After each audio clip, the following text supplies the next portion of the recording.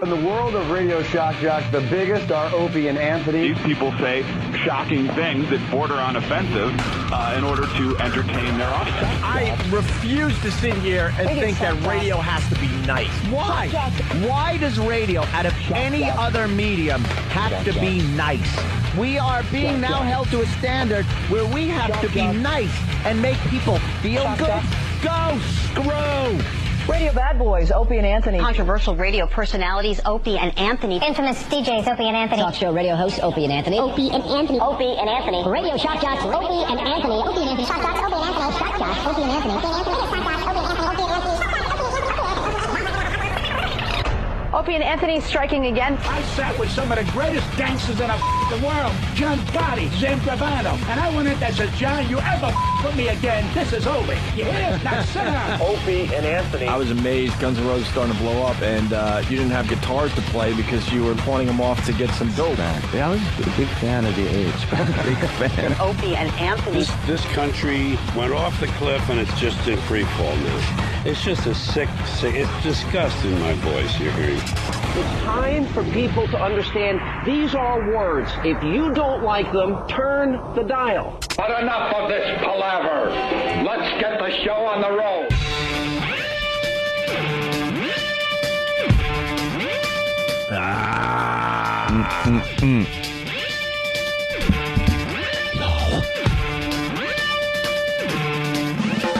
Just letting the music establish.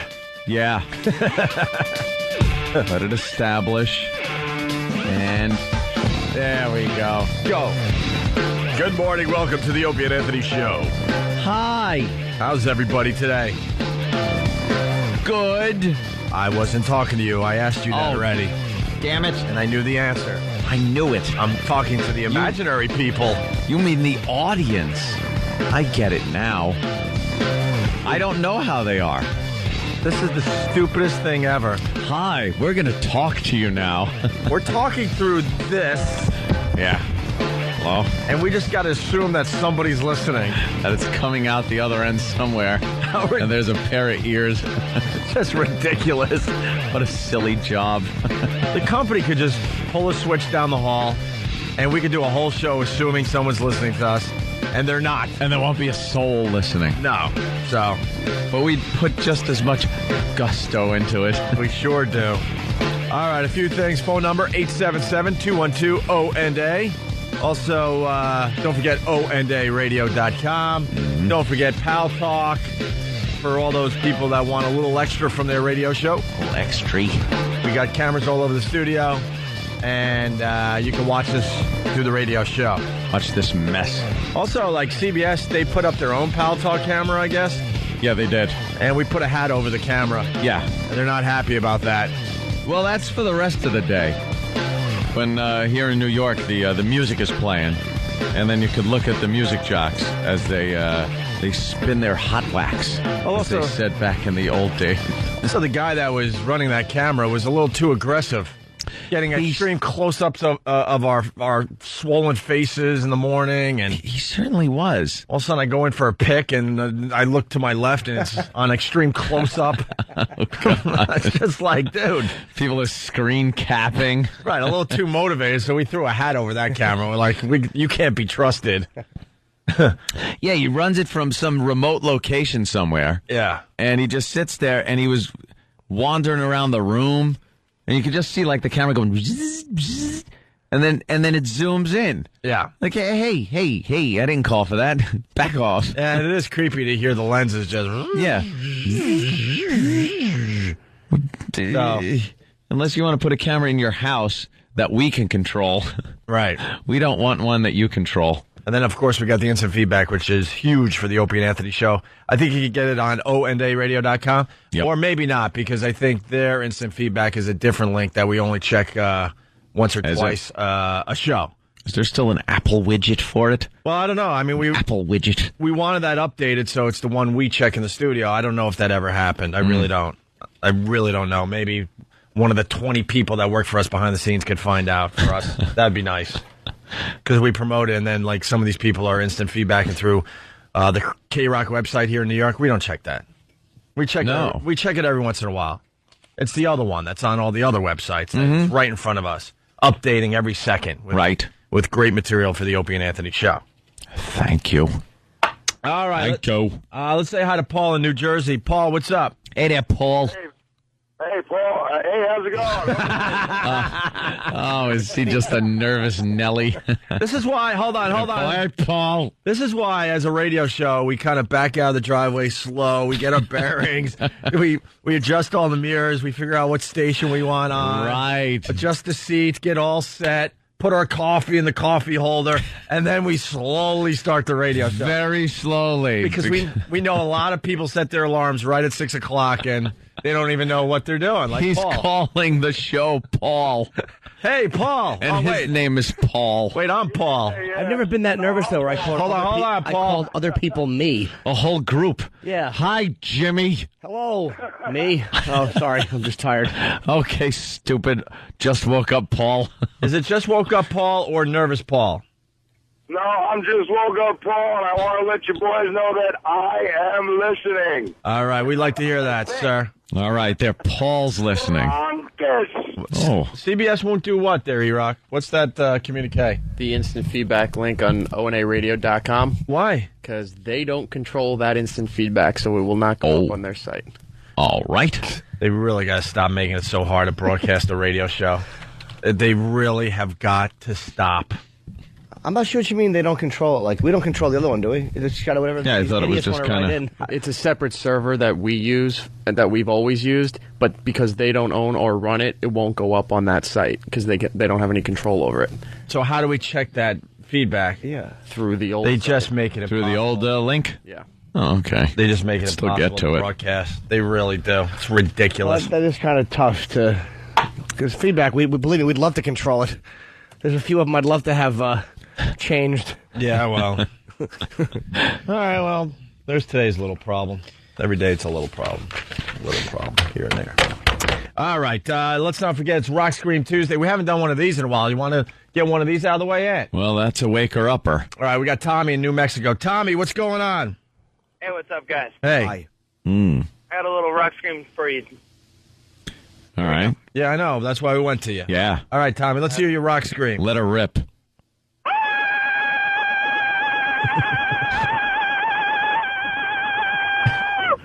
That was really him?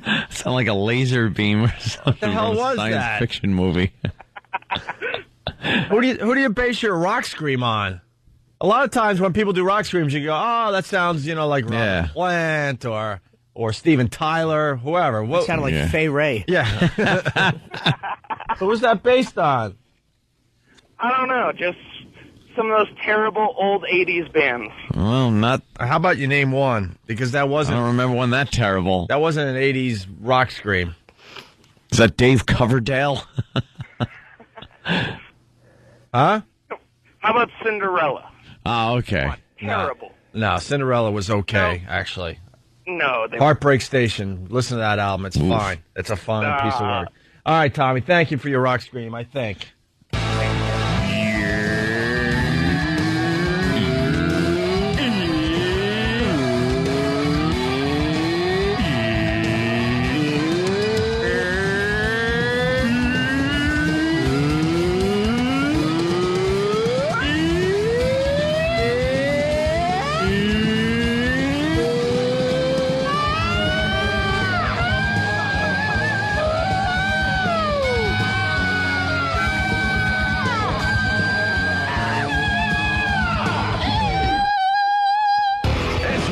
Tuesday. And Anthony. There you go. We got that out of the way. Thank you. It is Rock Scream Tuesday officially. So people are saying he's from New Mexico.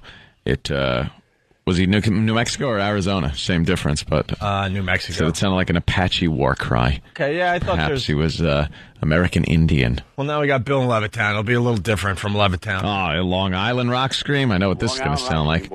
Is this going to sound like Twisted Sister? What do we got? Zebra. Tell me what you want. Who are you styling your Rock Scream after? Tell me what you want. Are you ready, boys? Who are you styling it after, sir? Jeff Tate.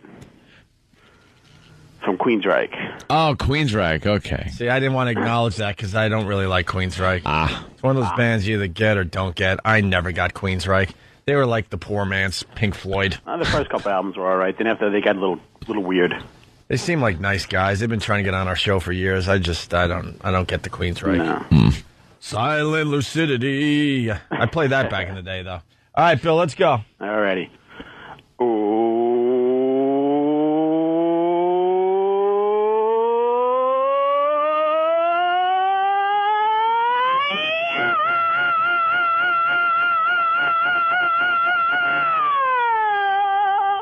I think we got a professional on the line. That's not bad. Great transition. That's not bad for 6:10 in the morning. Between the full voice and the falsetto. I had to make up for the first guy. There just wasn't no rock scream. Very good there, Bill. Thank you, boys. You made Long Island proud. Thank you. Of course. Why wouldn't he have one of those screams? Let's go to Jesse in Brooklyn. Jesse. What's up, guys? Hey. I'm actually in a metal band, so I'm going to do my metal rock scream for you. All right, but who are you basing it on? Yeah, who? I'm basing it on me. All right. Just you? Yeah. Defensive prick. Yeah, you had no influences growing up? Of course. There's some influences, some more modern stuff, like the guys from Tool, Hatebreed, Deftones. Nice. All right. What's the name of your band, Jesse? It's Key. K-E-Y. K-E-Y? That's right. All right, your band would have been mad at you, man. You get on the Opie and Anthony show, you don't give the band a plug. Plug them. That's not smart. I did. I plugged my... It's me. All right, it's me. Well, where can we see me? I mean, this guy's like one of those... KeyRocks.com, MySpace.com/KeyRocks. You better not give out a website on our show. That could be very dangerous. He's one of those... We got corporate people listening. That could be a dangerous thing. A bastard singer thinks he's the whole band.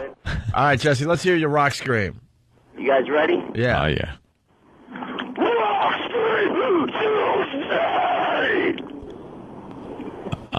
That wasn't quite... It's not a rock scream. What did you say? Rock scream. What'd you say in there? The Rock Scream Tuesday. Oh, okay. That is not a rock scream? Huh? I'm the singer of my band. I do that all the time. People like it. All right, I get it. I get the sound. Hey, relax. Chill This out, guy's a little too cocky for his own good. He's also very defensive. Yes. I get it, but it's like... I'm not. We understand the sound, but it's not a rock scream. No. It's two. You want the more higher register scream? Of course. That's what Rock Scream Tuesday's about. It's not about metal scream or thrash scream. You guys want the 80s. You guys want the 80s. Of course. We don't really want the 80s rock scream, but we want a little more than what you gave us. You just shouted out the phrase. All right, let me see what I got for you on this one. All right, go ahead.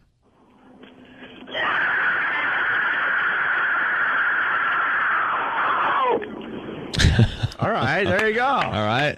I can respect that. That had a nice grit to it. Very high, but... All right, good luck to Key, and thank you, Jesse from Brooklyn, all right? Rock on. I love you guys. All right. Rock on indeed. Yes, and don't forget it's also this today. It's Hummer Tuesday. On the Opie and Anthony Show. Yeah. There you go. That's what it is. That's a nice promo for it. And that's all we could do. I love it. As far as that goes, because, that's dangerous, too. Radio's a very dangerous place these days. It certainly is. I don't know why, but it is.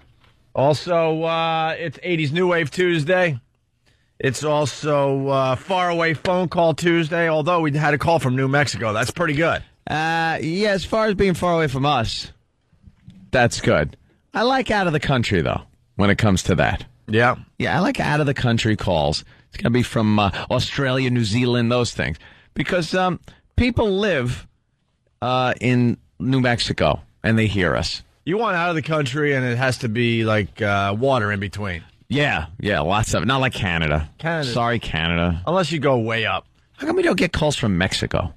Because they're too busy running and digging, and swimming, and climbing, and avoiding. Active. They're very active peoples. Getting thinner so they can fit more into a delivery truck. I don't know. Yeah. They're very busy people. Encasing someone in a dashboard. Right. That's got to be my favorite. What? When you see the picture. You ever see that? They actually disassemble the dashboard of a car. Okay. They will lay someone in there. That is beautiful. And like gut it and put the dashboard back so the person's laying in the dashboard. So no matter what is searched, you can't see any person unless they rip apart the dash. But they had this one picture I remember seeing from a customs agent where they had taken the glove compartment, opened it up, and removed the actual cardboard insert, for the compartment. And you just saw this poor Mexican woman's horrified face looking out as she's just in the dashboard of a car. How much did she pay for that? I don't know. That seems like a pretty expensive trip. That one seems like it's going to cost you because it's pretty. I think that's a pretty good one. You might not get caught. Yeah, if you come in, man, that would kill me. Oh, I know. That's what I was thinking too. Like, wow, that is. I don't like being in cars that I can't get out of quickly, just in case of an accident. Like when they put you in the back of a hatchback, like an old Pinto or something, and you're just in the back going, "All right, you just got to write yourself off. If there's even a fender bender, I'm just dead." Did I tell you my hitchhiking story from Cape Cod? Oh, you didn't hitchhike? Did I tell you this one? How old were you? Last summer.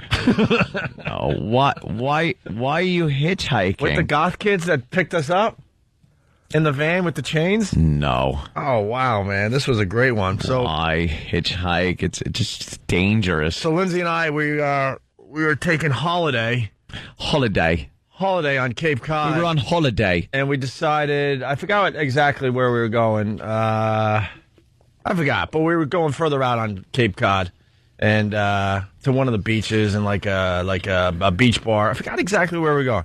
But anyway, I'm in my car and I'm like, no, I remember this from back in my day going to Cape Cod. You can't hitchhike. I'm like, we have plenty of gas, right? Oh, you had to hitchhike. And we were on that Route 6, I believe it's called, that goes all the way out. And I'm like, nah, don't worry, we have plenty of gas. And all of a sudden I saw the exit, say like the next exit's 10 miles, and I'm already on dry. I'm like, oh, crap, we are so screwed. Because you can't just pull off at this point. You have to get to the exit. Right. Sure enough, about 3 or 4 miles from the exit, out of gas. So I leave the car on the side of the road, and I just start like hitchhiking with Lindsay. And all of a sudden this awful van pulls up. Awful van, and the guy is like just out of his mind in the passenger seat. He rolls down his window. He's like, "You need a ride? Could you help me with this couch?" I'm like, "Yeah, I got to go get some gas." He's like, "All right, hop in." And I go, "All right." He goes, "Oh, wait a minute." And the driver gets out of the car and undoes the back doors it was chained up, really, really big chains, right? Has the key. Opens up the back doors, and there's like 6 or 7 goth kids in there. Oh, it's a 4th of July weekend, so they're going to some beach to check out fireworks. And they're gone, and they're all tatted up and stuff. There's no seats in the van whatsoever. And all of a sudden, I'm like, all right, let's get in. What are you? Were you crazy? They seemed harmless. Turned out one of them owned a record store in Boston. I'm like, all right, I can handle this. And we jump in the back, and the guy chains us in. Speaking of being claustrophobic, if that van crashed, we were screwed. Why were you chained in? I guess the doors didn't work. I guess they were busted, so that was the way to keep the doors from flying open while they were driving. Oh, so that's good. So we get back in. We get in, and we sit on the floor with everybody else with no seats in there. We're below window level, so you can't even see, where we're going. And he chains up the back doors and locks them with a big lock. And then we take off, and I swear to you, I estimate we were going between 90 and 100 miles an hour to the exit. I was scared out of my freaking mind. I'm not going to sit here and make believe I wasn't scared. You're a crazy person. Right about at that point, I'm like, man, I guess this wasn't a really good idea. No. But in the end, it kind of worked out, so no real ending to the story. There's no way. You would ever hitchhike? First of all, that I would ever hitchhike. I've never done it. It was one of those things that were just ingrained into me as to be afraid of. You got to bring weapons. Nah, it doesn't matter. I was told as a kid, like, horrible things would happen, so I just never hitchhiked. I was a good boy. I had a creepy guy. Not to hitchhike. I didn't hitchhike. I had a creepy guy pick me up hitchhiking to Buffalo to take a flight home when I was going to school at Geneseo. And why? And this airline had like $20 like seats or something, some ridiculous deal they were doing, and I'm like, yeah, I'm gonna go home for the weekend. I had no car though in Geneseo, and if you know anything about upstate New York, Western New York, like, it's a lot of farms and a lot of roads. So from Geneseo to Buffalo, there's nothing. Yeah. And I said, well, I'll see you guys later. And like, how you getting to the airport? I'm gonna just hitchhike. And I took a steak knife with me and put it in my sock. Steak, just in case you got to cut some steak. What are you going to do? What are you going to do? Going to the airport with a steak knife. Yeah, I know. And this creepy guy pulled up, and I'm like, you know what? This is a little weird, but I really do need a ride to the airport. And I think I was out on the highway for a good. I got a steak knife, right. So I think it was out there easily 20 to 30 minutes. I'm like, wow, man, this sucks. And you know, I remember that I only had a certain amount of time to get to the airport for my flight. So I go, what the hell? I do have my steak knife. So I jumped in the passenger seat, and this really creepy guy never did anything or said anything, but he was just you could tell he was just a creep. Mm-hmm. Drove me all the way to the airport. I thought I was going to get like, you know, a ride just to like the thruway or something cool, but he took me the entire distance, even though he lived, I think, like 5 miles from Geneseo. And then just as I was, you know, going into the airport, threw the steak knife in the garbage and caught my flight. Creepy guy. It's a great way to get around, man. Nah. Too many horrific stories, even if they were urban legends as a kid. Yeah. And, and oh boy, was I told, don't hitchhike. Let me tell you some stories. And then, you know, my mother would tell me stories about headless children being found and just being sexually assaulted. My father would just tell me stories about things he did to hitchhikers. and then I remember one time as a kid, I had to be like maybe 9 years old, and I'm hanging out with my little friends, and we were like, let's hitchhike. Yeah. I was like, no. There's murderers out there and stuff. No, don't be a and then they would use the word that's derogatory for gay gentlemen that we can't say because, you know. Because it's but hurtful. you use it on the playground every day when you were a kid. So I was like, okay. So there's a bunch of dopey little kids. We're standing on the side of the road hitchhiking, and a car stopped, and I ran away into the woods. Did you really? Yes, I did. I was afraid. I was scared. What happened to your friends? I don't know. I think they took a ride and were killed. Okay. No, that would be great. That would have been fantastic if all my little friends were found mutilated and I ran into the woods and was safe. All right, let's say hi. No, they got a ride home and I walked. Let's say hi to Joe in Jersey. Joe. Hey, good morning, guys. Oh, you're a fancy guy. Come on. You never heard of AAA or roadside protection? Happened to roadside assistance. I don't have any of that stuff. You're locked in the... You're meal picking. You letting your meal picker do this? Come on, talk to him. I live like a college kid with a lot of money. That's what I'm up to right now. Yeah. I still don't have keg parties over at the house all the time. Pretty much. No, I don't know. I don't have AAA. I don't have a lot of this stuff that people have. Nah. It's usually built in when you get a vehicle. No, I don't have it. I swear to God. No? No. Far away phone call. Do we have time or do we have to take a break? If it's far away. It's Fargo. That's far away. And we love Fargo. We can't get enough of people from the Fargo area and the surrounding areas even. What's up, Tanner? Hello. Tanner? Yeah, I'm here. Hey, you're from Fargo? Yeah, I'm from Fargo. Fargo. He said he's going crazy up there by the lake. Nobody here talks like that. Come on, the movie's great. Yeah, the movie's going crazy up by the lake. So, I figured I'd call it in. End of story. Get this. Oh, you're such a nice lady.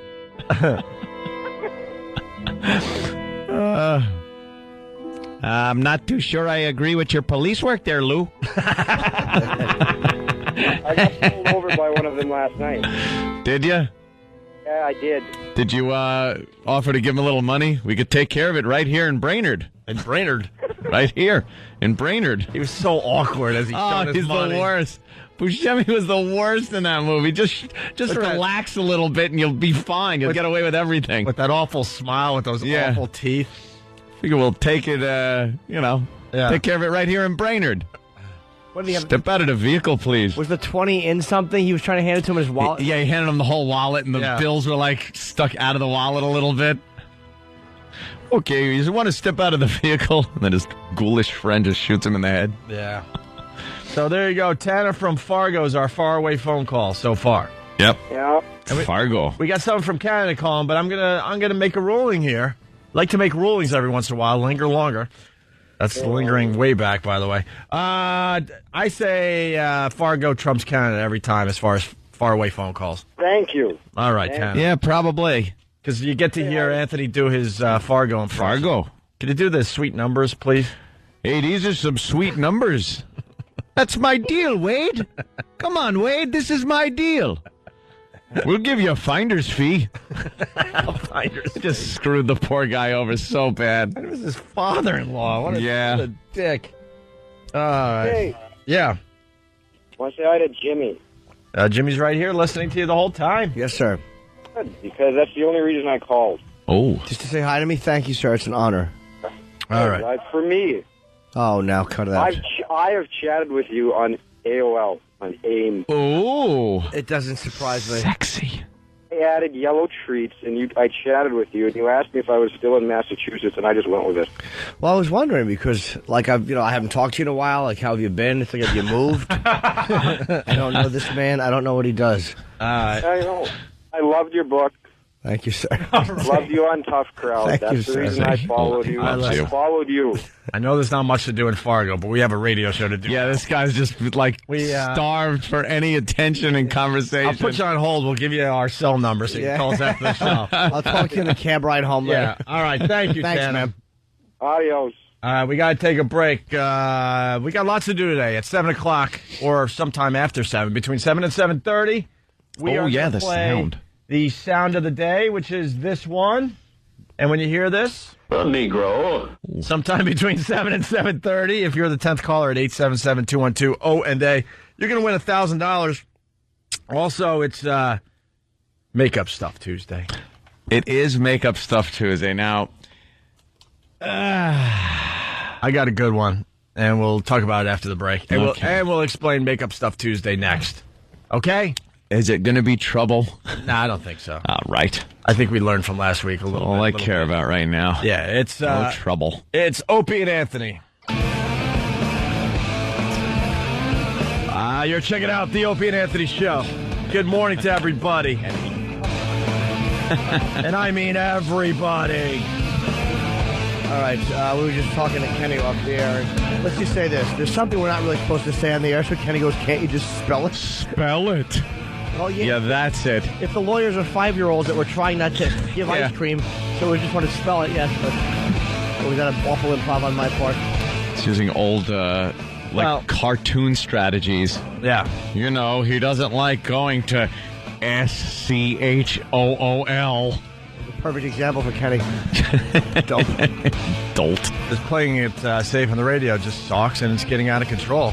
I was telling these guys off air that we're not allowed to say douche, and then the other word that comes with it, but we're allowed to say douche, right? And now when I see it on TV, it drives me nuts because I'm like, oh my God, that's the word we can't say on the radio, but it's being said on TV, and not just on cable TV, by the way. Mm-hmm. A fine example is this show TMZ that's on 6:30 locally here in New York on the local Fox station, okay? That's not cable. No. And they refer to celebrities all the time as being douche. Yeah. I'm like, why can't we say it? Well, it's the same, so stupid. It's the same for all of CBS. Like, even on the evening news, like when Katie Couric is talking about Ahmadinejad in Iran, she'll say, he's such a douche. Yes. She always stops herself short. Right. Stop short of using the full. Wouldn't it be great if a newscaster said that? Oh, what a douche. The most respected newscaster ever. Like Walter And then that man was a douche. And then came the Tet Offensive. It was actually brought about and organized by a bunch of North Vietnamese douches. It's such a good word. It says it all. Douche. It just says it all. So one thing the French came up with that we could really latch on to. Of course. And then we want to do this. We want to do this contest on Friday, and it's a wonderful idea. It really is. As far as doing silly radio, it's a great one. We're going to get a bunch of people in here to do a trivia contest, but they got to do something to ring in. To ring in. Yeah, instead of using a buzzer. Right. Or something like that you see on a game show, they have to do something naturally. Right. naturally occurring in the human body, and it makes a noise. And that's what they have to do. And until they do that, they can't answer the question. Right. Think Blazing Saddles. Think, of course. Think Beans. And, well, we can't call it that. We can't call it the word for what that is, trivia. Yeah. And this is how ridiculous things are getting. We have to go back and forth with lawyers, and we can't say that word, but we could sell it as this. Coming this Friday to the Opie and Anthony Show, it's trivia. So stupid. People might think you're putting your hand under your arm and doing that. Yeah. Maybe that's it. It's so maybe not stupid. This is a good one, though, for the future when you look back on just odd things that have happened. We tried to dance around that word, and we were all going, right. I would love to be fined by the FCC because we actually said that word or...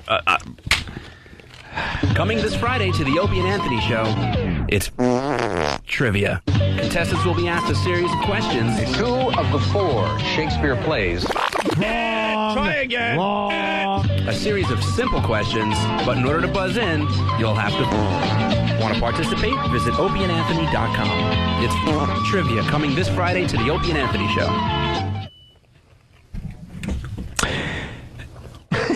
Well, it's the rules we must abide by. I guess. Silly. It's so dumb. That's how it is. So dumb. We're living in another age, a new era. Why can't they just tell the lawyers this is so dumb? Relax already. It's beyond me, but so there it is. That's the contest that we're going to attempt to do Friday. Yeah. So, we got takers. Yeah, we'll have takers, I'm sure. I mean, I know there are guys that just love doing that. Do we have prizes? Jimmy Norton, although he's not eligible, would probably be very good at that. Well, during the promo, they said to go to our website if you want to do this, but I don't know if we're allowed to say our website, so I don't know if that's a new problem. Oh. Unless they cleared it with the guys down the hall, because we're not really allowed to promote our own website. Well, we have the other website. Whatever that one is. Do we have prizes? What? Do we have prizes for Yeah, because we need prizes to give away to the winner. Are we not allowed to say what they are? Do we have prizes, Steve? I think it's not so much not allowed. I think it's just best we don't say what they are. Because no one will show up. We have something from the prize closet. Do we have prizes for trivia? It's a Queensryche box set. Yeah. Or a Cincinnati Reds hat. The best of SNL, the Phil Hartman years. What are we giving away for trivia? The best of Billy Crystal on Saturday Night Live. Ugh. What's our prizes for trivia? Anything? Because that makes sense.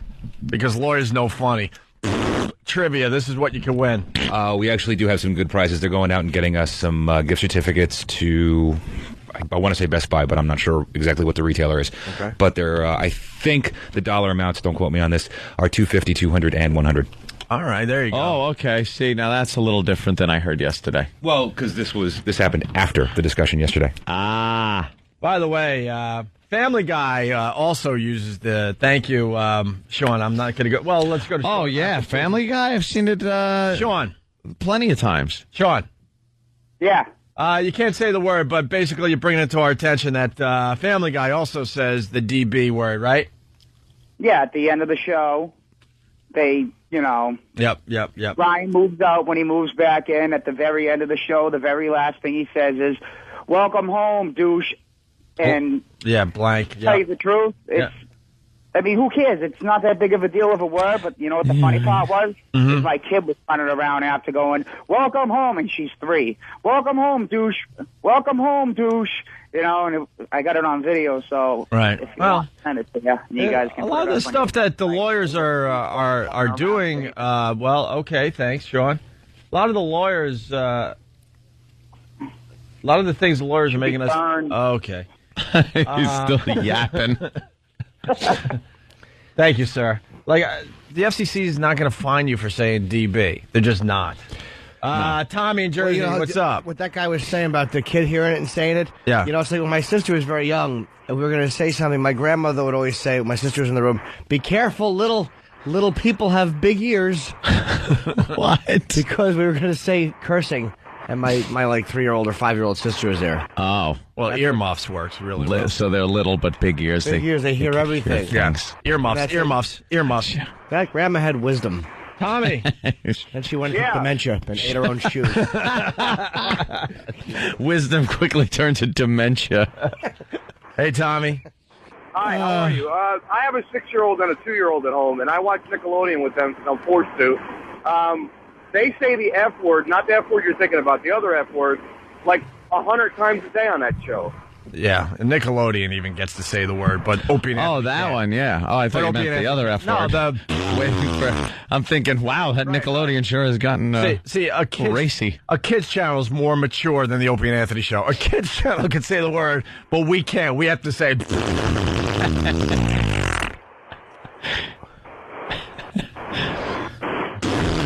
Trivia coming soon. But Nickelodeon will tell you what it is. Anyone else seeing how ridiculous this is? Hey, another observation about TV last night. I was telling Aunt, I was watching CNN, checking out a little news, seeing what's going on in the world, and they teased some story before they went to break. And it's kind of neat that, or cool, whatever, that TV's finally starting to get it, that we're living in a different world when it comes to presenting their material, okay? So the guy's going to break, and he goes, we'll be back in 60 seconds, which you've heard a million times on TV. And for the first time, I don't know how long they've been doing this, they go to commercial. And at the bottom of the screen, you still see the CNN logo and this meter that starts at 60 seconds and starts, counting down, and you watch the meter, slowly going to zero. Oh, they let you know how much time's left before they come back. Right, and sure enough, as soon as the 60 was over, boom, they're back with CNN. I sat there through a commercial for the first time in a long time going, oh, wow, that's cool. And I just watched the time count down with this meter slowly getting shorter and shorter. You know what I mean? Yeah. Oh, while the commercial was on. Yeah. Oh, all right. And I'm like, kind of lets you in on the fact that you don't have to wait that long. Because I think a lot of people think if they say, well, we'll be back in 60 seconds, people will, register that. But I think in general we don't, because we see a commercial, we just assume commercials. There's going to be 20 behind it, yeah. Even though they even told you 60 seconds. But now they're showing you, no, it's 60 seconds. And look how fast it goes. When you see a meter like slowly going to zero, it goes by real fast. And I stayed with CNN probably a little longer than I would have because of that. If they made commercials, like listen to some of the spots even here, it's like if you make commercials funny or interesting, people kind of will watch them. See, the problem is they think that's what they're doing. Oh, it's some of these commercials, they really think they're being funny and clever, and no, they're not. Look what Europe does. Like, you know how they have those European TV bloopers, and like the content they get away with in Europe is funny. Yeah, like, a lot never of get away with that here. Edgy and ballsy, and it's like you watch them and they're enjoyable. All you got to do is make the commercials funny or interesting, and people will stick with them. Yeah. Stop being cutesy. Cutesy doesn't appeal to most people. You think it does, but it doesn't. We would never get away with that here, some of the stuff they have in Europe. Amazing. Just full frontal nudity in a commercial for some antiperspirant. And you know what? They're less uptight over there. Yeah. They really are. It's out there. It's no big deal. When you hide something, it makes it more of a big deal. Scott in Iowa, what's up? See it.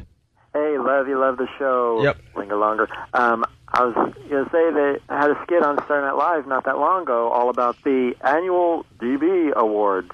Did they actually say the word? Over and over. Yeah. Well, this is like this is what we're dealing with in radio. It's completely out of control at this point.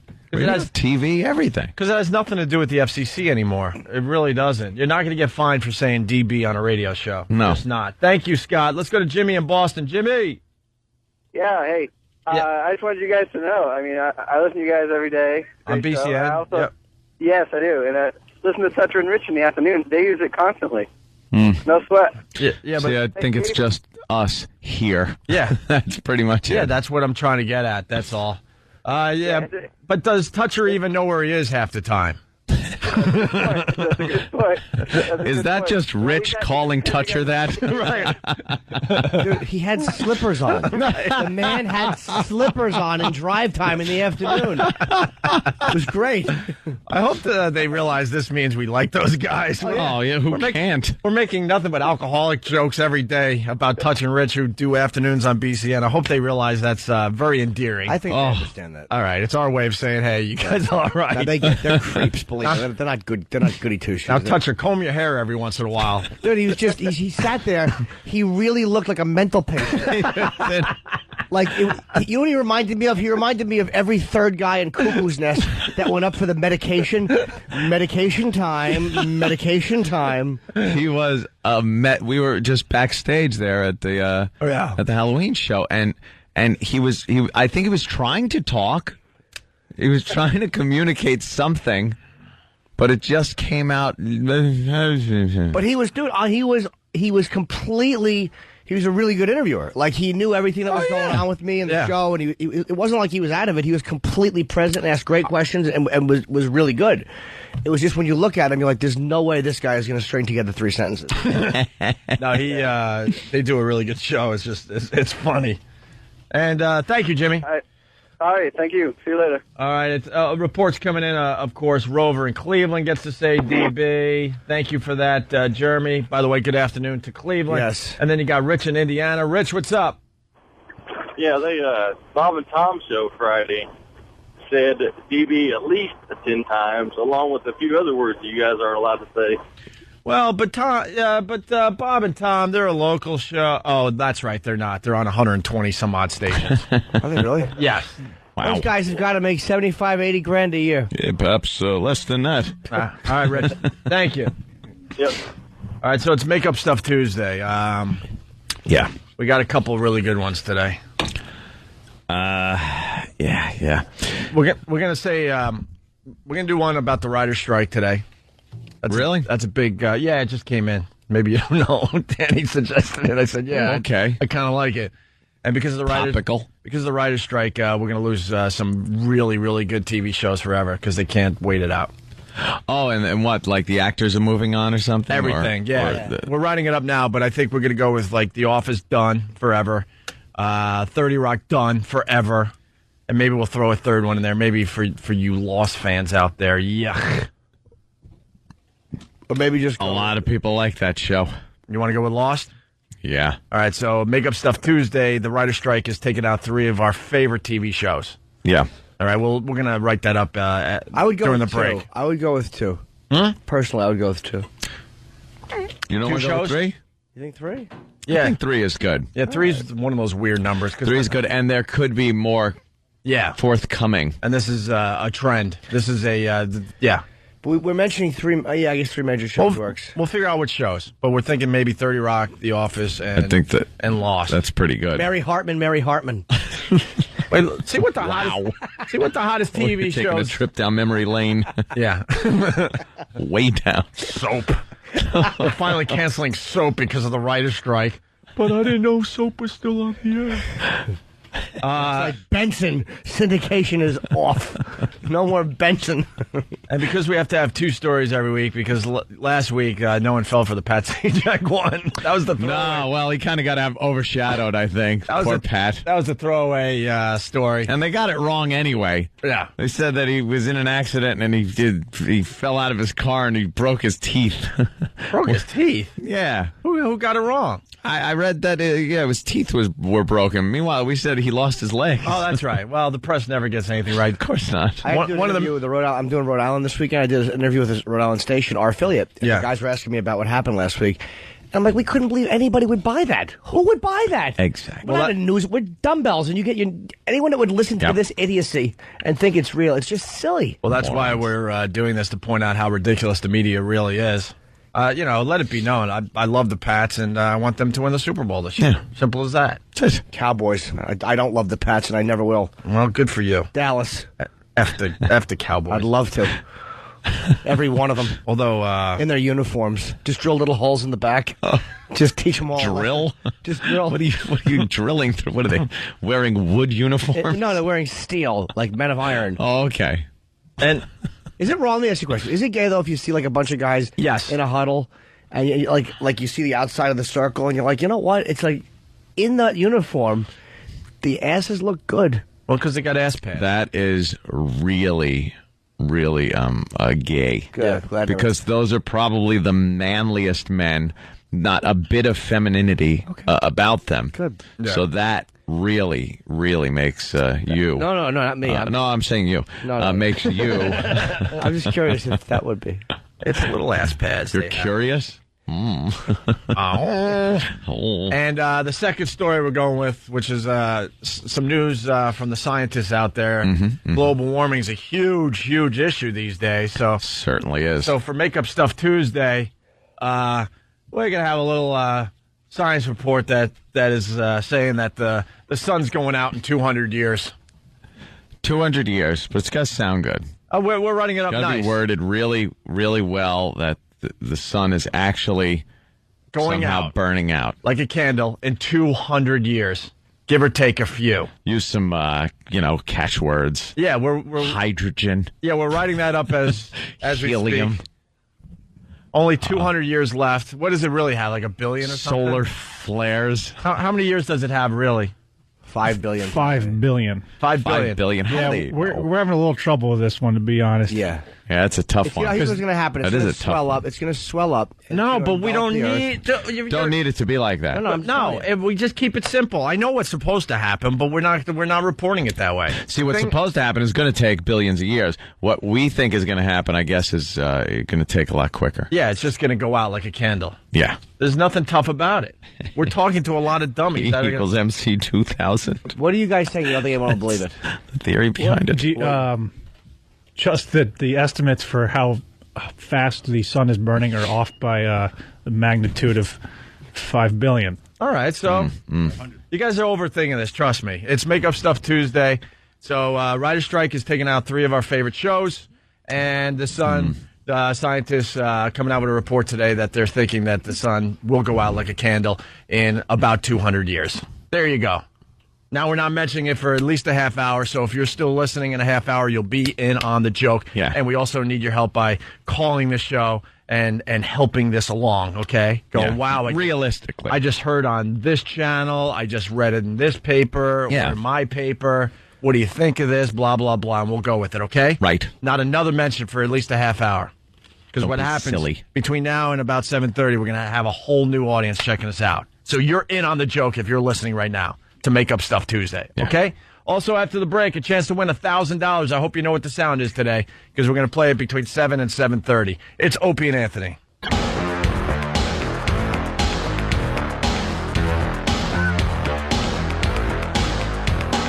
You're checking out the Opie and Anthony Show. Good morning. 877-212-ONA. We've taken a lot of phone calls so far today. Nice. Yeah, we like that. Like that a lot. The John Cena thing is getting a lot of attention today. Also, taser parties. What do you want to do? Where do you want to go? What do you want to do? I don't even know what that is about, what it could be about. Which one? Because I know they were like, years ago it was Tupperware parties. All right, we'll go with that then. No, it's taser party. What? I don't get it either. Maybe we can get more info. But this is the news story coming in as we speak. We try to keep you up to date on what's happening, so you don't have to spin around the dial. We give you basically the bullet points for your life. Right. Little of this, little of that. But taser parties, yes, it's all the rage, I guess. Move over Tupperware. Taser parties are apparently up and coming, the new trend for ladies. That's right. Women are snacking on cheese while listening to a pitch for their own personal taser. The host says they're a must-have for any modern woman. They're light, colorful, and can fit in a purse. It's light, it's small, it comes in colors. But if you know you're going to be in a certain situation where you might be uncomfortable, why not have it with you? It just makes you more confident. All right, I'm out. I'm bored.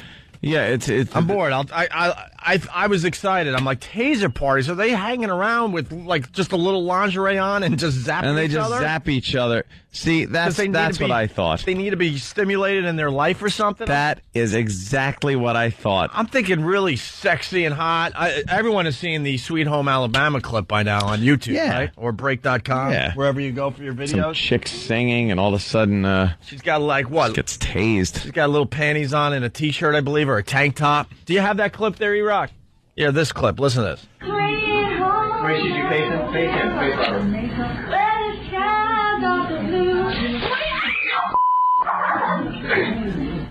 Oh, that's fantastic. That's how. So, that's a great little. Ooh, look at the little boy shorts you're wearing, Janet.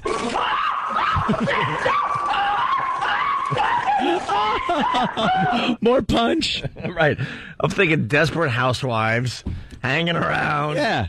They're bored. They need a little stimulation in their miserable lives, and they decided to get together. Zapping each other in the buttocks. I'm kind of thinking like, that Fight Club mentality, but it's like, housewives that are just bored. Yeah. And they all put on their little panties. They want a little thrill. And their hotness, some lingerie, and then...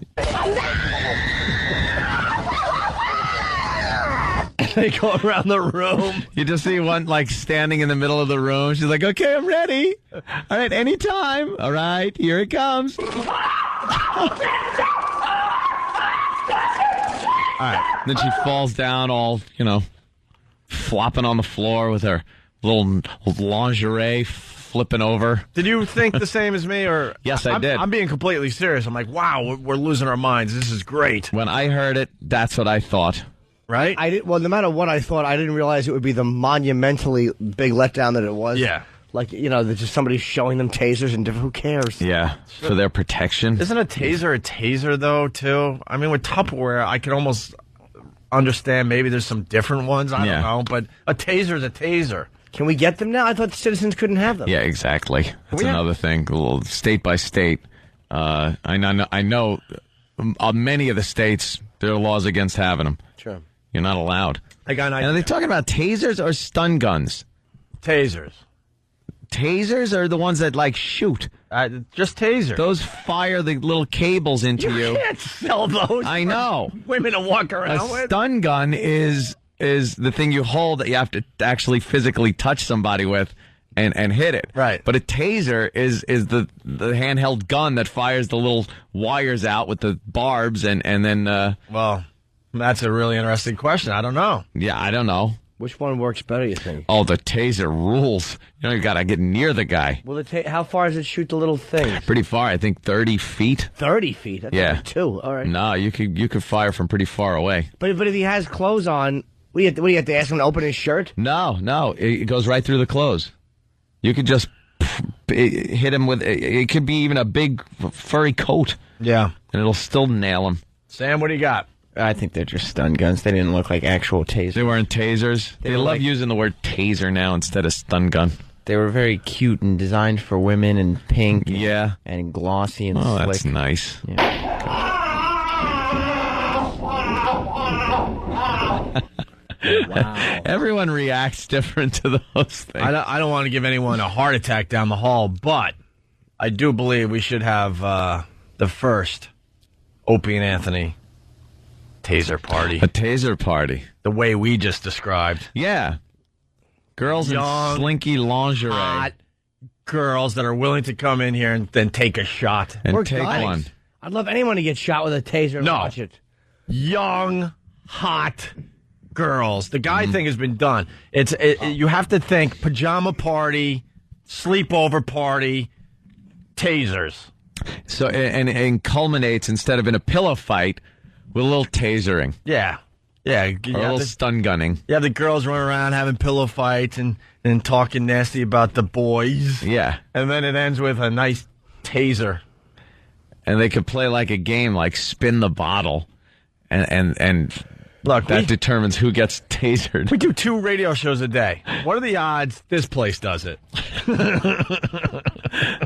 Hey, we'll run it past them. Yeah. You never know. And what are the odds the other place will do it? Not good. Not good on both fronts. What if we got like the law enforcement involved? I like this. It's a demonstration, but the girls who are getting demonstrated on, they have to wear tiny little boy shorts and some kind of top with no bra. Yeah. XM and CBS are both in agreement with one thing. Neither one of them wants to have a heart attack and be sued on that one. Well, those things are safe as long as, Hey, man, they've done it on TV shows.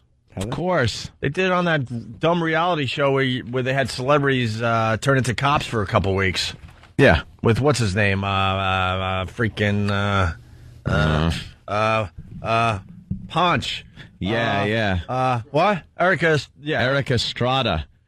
Yeah. And Trish Stratus from E-Rock knows because WWE. he bought property from Eric Estrada, swampland in Florida.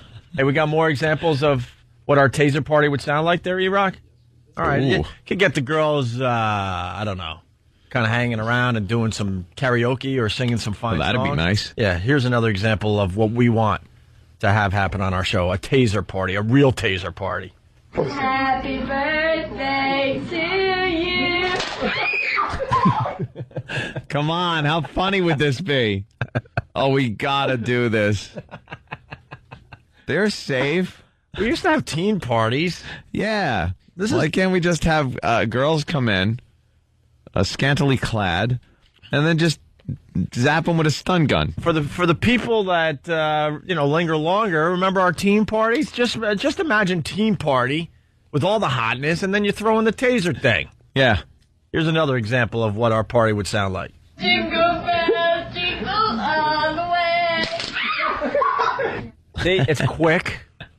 Yeah. It's a quick Wouldn't shot. be like holding it down until you turn it Frankenstein. Just a quick shot. Just enough for them to screech a little bit. Yeah, let's say hi to Dave in Boston. Dave. Hey, what's going on, guys? Hey. Love the show. So a couple of years ago, in the middle of the summer, we're having a party, and my dumbass niece decides to pull out this homemade taser. Basically, I wish we could have taken pictures, but she destroyed a disposable camera to make a homemade taser, and she's running around going, look here, try it. So everybody's getting shocked by this damn thing. They're going, oh, damn, it hurts. Do it again. She's like, what? Yeah, it probably wasn't, full power.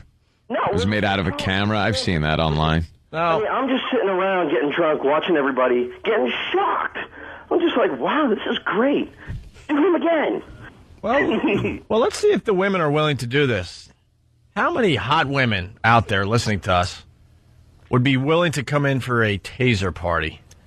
Yeah, You're going to do full power taser, or you're going to do little camera taser? Just enough to get a nice reaction. It's going to be a regular taser, but, it's... As they're wearing their tiny little outfits. Little shot. Quick little... Yeah, by law enforcement, not us. Yeah. Maybe there's some kind of demonstration they do on a regular basis anyway. Right. We just got to bring the hotness into it, and we're there. I'm telling you, we're close. I like it. We're so close. Let's go to Chris in Syracuse. Chris, what's up? Hey, what's going on, guys? Hey. I just want to comment on how funny the reactions are of some of the people.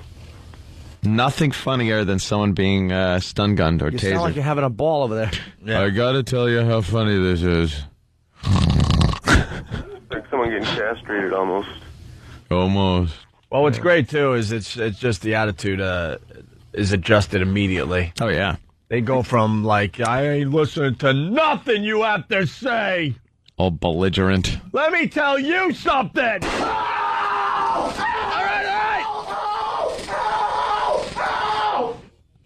Okay, cuff me. I think we talked about this at length on a past show, where you go from that major attitude to completely obeying in less than a thousandth of a second. Yeah. There's not even like a transitional period. You change on a dime. What are you doing? That one? Okay. Oh, okay.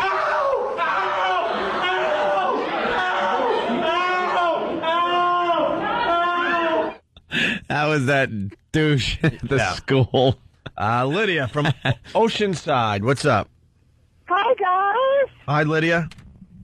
I think that you should definitely do a taser pajama party. It'd be like the 55-gallon drum challenge without the hissing cockroaches. Would you be into coming down and doing it? I don't know if you would want me. I'm still hot, but I'm not young. Oh, yeah, we definitely want you. Yeah, how old are you? I'm 43. All right, but you're saying you're still hot. I still look good in the boy shorts. Good. All right, how much you weigh? I still look good in the boy shorts. I still look good in the boy shorts. How tall are you, and how much do you weigh? I'm 5'5". Yeah. I weigh 125. Yeah. And I've had a little bit of enhancement. Ooh. Enhancement. Yes. Enhancement. So you're talking breast augmentation? Exactly. All right. Well, hold on the line. We're going to at least get names for our taser party. Yeah. Let's at least get things rolling before it comes crashing down around us.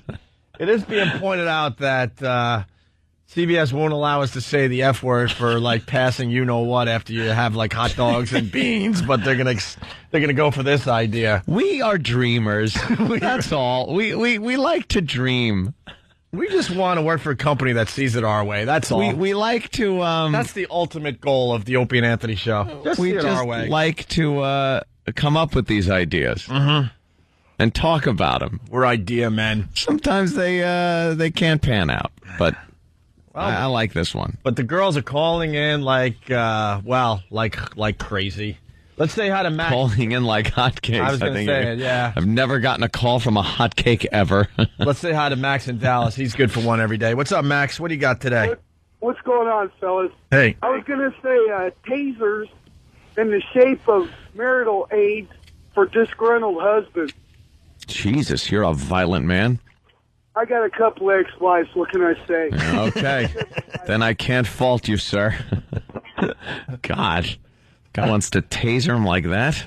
And someone is, well, Jay, I mean... that's a funny idea right there. And the listeners help us out as we throw the idea. This is how the show works. We just throw a crazy idea out there, and then we hone it right in front of your eyes. That's it. Jay in Jersey, what's up? Hey, what's going on, guys? Hey. So, a great idea. When you guys are playing, you guys are having your taser party, you have the girls play musical chairs, right? So when the music's going around, they're going around the chairs. As soon as the music stops, the one who's standing, bam, they get tased. That is good. So then there's a chance that you don't get tased.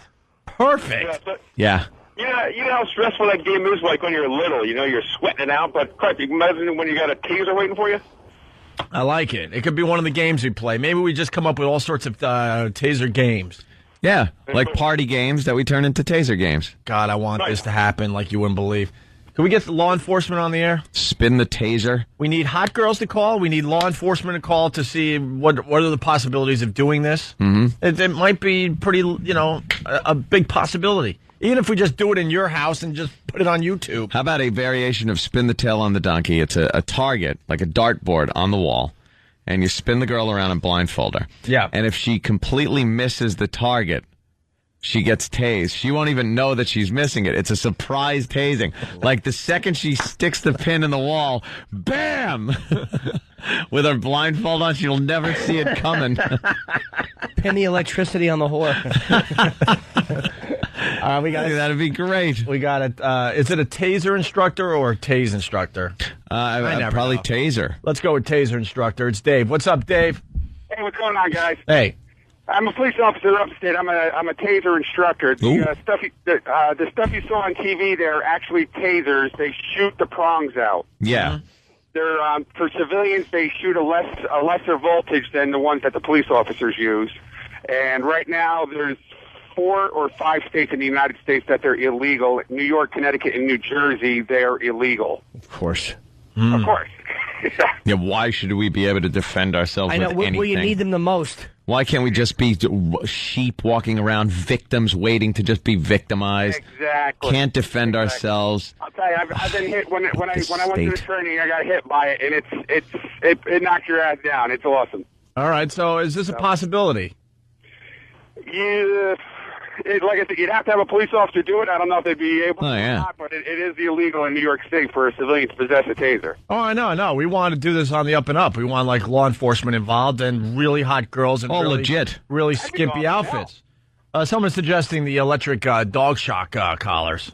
That would work pretty much the same. Oh, that's nice too. But, we could have that as well. It's not as intense in the voltage. No, it's not as intense, but boy, they would scream. And we got to change the name of our party. There you go. Electric dog collar shock party. Lingerie. Hot teens. Extravaganza. And shocker collar. Boy shorts, braless. I kind of party. The shock collars are pretty good. All right, we're holding. We're doing good here, Dave. Thank you.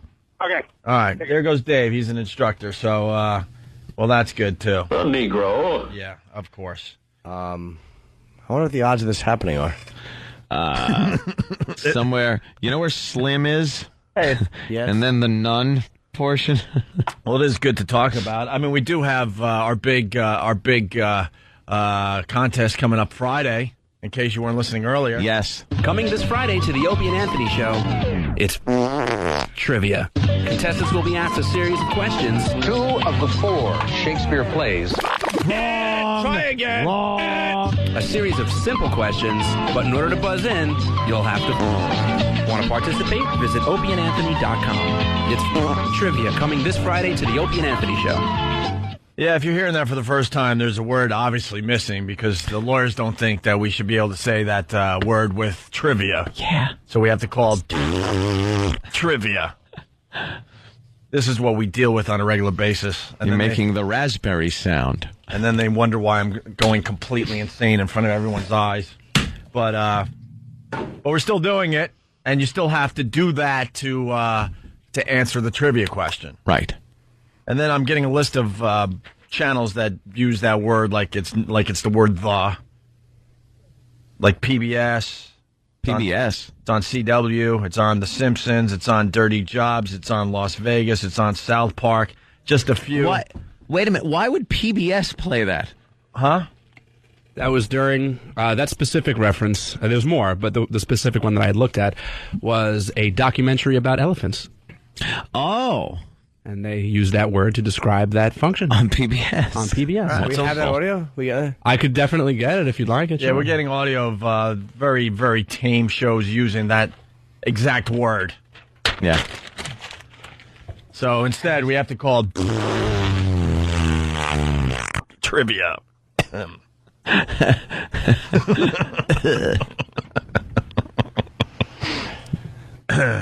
So there you have it. All right. Really? Disney Channel uses it? Of course they do. That's fantastic. Nickelodeon. We can't be as cutting edge and racy as the Disney Channel.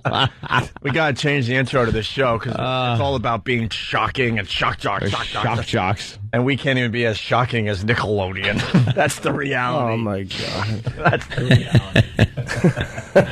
Well. And there's ongoing discussions. This isn't like we had to discuss this with lawyers. Oh, yeah. It was, and then they finally said, all right, we'll allow you to say trivia. In the old days, you know, we would have just gone on and done it. But it's a new day and age. People are keeping tabs on you all the time now. They're watching, listening, come running in. No! God forbid you say that word. Yeah. What'll happen? Buildings will fall down and the earth will turn over. All right, we're going to take a break here. Someone out there just won $1,000. I see the phones ringing like crazy. We'll see who won that after the break, and we got other things. It's Opie and Anthony. Stay there. You're checking out the Opie and Anthony Show. Who won the $1,000? Let's say hi to Angela. And, Angela, where are you from? Huh? Queens. Hey, what's up, Angela? Congratulations, you just won $1,000. Thank you so much. A grand, we like to call it. A cool grand. A grand. What are you going to do with the $1,000? Oh, God, I have no idea. Maybe buy Christmas presents. Yeah, do you listen to the Opie and Anthony Show? For others. I do all the time. I've never won anything in my life. Well, there you go. See, never? See how easy it is? Never, I know. And I thought I was a lucky person. Yeah. Well, now you are. So much. All right. Thank you, Angela. Congratulations. We just wanted to give you a little airtime. And Thank you. There you go. All right.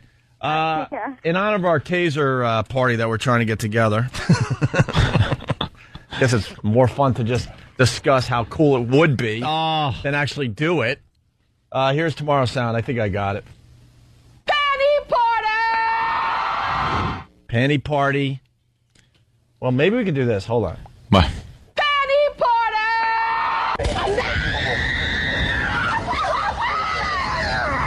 Okay. Can we put the two together for tomorrow's show? Absolutely. Please do that. All right, sometime between 7 and 7:30 tomorrow, you're going to hear this.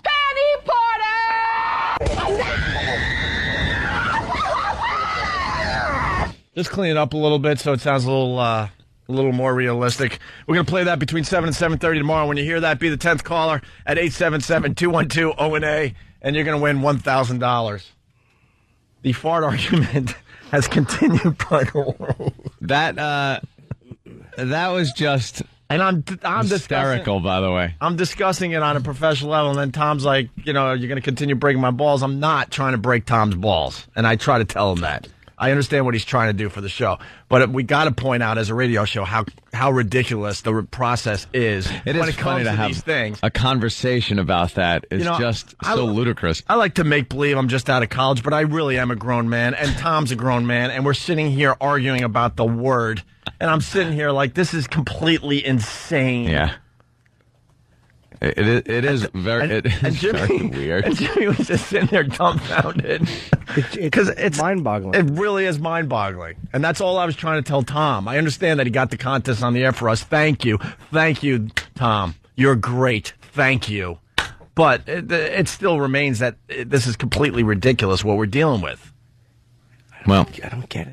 I know, and I'm like, it's just silly stuff. It's nothing like really hardcore or that's going to get you in trouble. It's just, it's amazing how, like, I don't know what happens to people when they go into the legal profession. Like, where they just hand their genitals over at the door and go, all right, that's it. We don't need these anymore. Like, what happens to people when they go to law school? I don't know. They just lose all sense of, like, what people enjoy. Mm-hmm. Yeah. They really do. They lose touch of what like, average people, maybe because in their circles, they don't talk about that stuff. I just don't get how they're completely so out of touch with what, like, I'm talking about lawyers, with what people like. I don't get it. I happen to think my... By the way, why do you think it was hilarious? You were in the bathroom. You didn't hear any of that. Oh, no, I heard it before I went in there. Oh, okay. I was just like, oh, my God. Here we go again. Yeah. It's been an ongoing discussion for, we're getting close to 2 weeks. And believe me, I heard plenty. And it was just like... It's the simplest concept for a dumb radio show that's just trying to entertain and make people laugh. We thought it would be a throwaway. Like, all right, we're going to do this thing. We're going to have people do something as their buzzer to answer very basic trivia questions. It'd be hilarious and fast, and it'll kill a Friday as far as doing a radio show. And I'm like, all right, let's do it. And then all of a sudden, like, emails started being thrown around and phone calls. Well, we can't call it this. Well, we can't even do it. But now we can do it, but you can't mention this word. It's, part of the new world order that we have to deal with. We are a pathetic society. It's rough. And then he doesn't think that's interesting to the people out there to at least discuss how silly it is. Oh, it is. I think it's really interesting. Believe me, to discuss how silly. Sometimes it's more entertaining to just discuss how ridiculous something is than actually do it. Right. Because it gets to the point where you start thinking about it and go, you know something, screw the idea. But talking about the process involved to try to get it on the air is grown men. Great stuff. By the way, grown men. Grown men. It's not like third graders sitting around like giggling as they try to say the word. It's like grown men going, I go, Tom, I don't understand. Just make me understand why we could actually do the contest, but we can't call it the word trivia. Yeah. That's all. And I don't need you to come down the hall, please. We'll try to move on here. Yeah. And it is interesting to our listeners because it's the same radio show where we actually sat around in a conference room, mind you, back in the day, for 3 straight years, by the way, and put together a sex contest that we broadcasted live on a radio show. Yup. That involves sponsorships. Ended in our firing, but... Right, after the 3rd year. Yeah. But that's why this is interesting to the listeners, to show you what the heck has happened in the last 5 or 6 years. We got to change the opening with just to reflect how edgy we are. We really go. We're shock jocks. We say tush. We see a nice pair of breasts and we wink and go, uh-huh. And I don't want to take Tom's words out of context, but he says I'm getting tired of arguing. He said that to me. And I'm like, you know what? I will argue for this radio show right up to the day they say we're gone. That's just how I have to be. But Tom, and I will do it in an intelligent way as much as I can. Tom is tired of arguing, and that's what he's been around for a long time. He helped build K-Rock to what it is. Yeah. And it's like after a while you probably get tired of fighting and bitching and all that stuff, and you just want to relax and play. That's what I would want to do. I wouldn't want to hear this nonsense. I wouldn't want to spend more than 30 seconds arguing about on the F word, which is, now whatever. A couple of people whose combined age is over 100 were arguing over the word fart. It wasn't even an argument. It was just a weird discussion. A little discussion about. He doesn't even like what he's saying. Tom knows he's not a dope. He's not. You can tell when he is talking about this, he does not even want to deal with having to talk about words like that in a serious business-like fashion. Tom's very stiff when he stands. He'll stand there and his arms come out, and his hands have this the only loose part of him is his hands. Like, it's really weird. Like, he's a very, a stiff guy, but his hands seem to have, joint problems. Like, he just puts his hand out and they flop down. And he's very fluid hands. He'd probably be a very good surgeon. Here he comes. He's back. Oh, no. I already said that it's nothing personal. I don't take it personally. He's an alpha male. When I said don't come down the hall, he had to come down the hall. I just want to acknowledge that to everybody out there. I'm not stupid. I was right. I'm a younger alpha male to his older alpha male. Very fluid hands. As soon as I said don't come down the hall, of course he jumped out of his chair. Well, no, but if you're gonna just make the conversation about me, then I need to be here. I actually defended you and said that it's not about you. It's not about It's not about me, but it's about the conversation. I've been having these conversations for 20+ years. And you just had it. And no. You know what? It's come down to the. I can't. I deal with Harvard-educated, Penn-educated people all the time about this stupid, most ridiculous stuff in the world, and Do you think it's stupid? Oh, I think the conversations are stupid. No. You think what the lawyer said? No, I didn't say that. I said the conversations are stupid, but this is the business we're in. Just say fart. Just say what? Just say fart. Why do I want to say that for? Why wouldn't you? You're a guy. Right. In the right context, I have said that word plenty of times. Well, what word? I'm not going to say it. Just what word? I feel like he got me to say it. What word? A room full of men. What better time to say fart? Oh my God, this is awful. Just say the word. No. Just say the word. No. No. How about because you want me to? Now I won't. How about just turd? Why? Why wouldn't you? It's a great word. It feels good coming off the tongue. And in the right conversation at the right time, I'd be happy to use that word. Probably. How about turd cutter?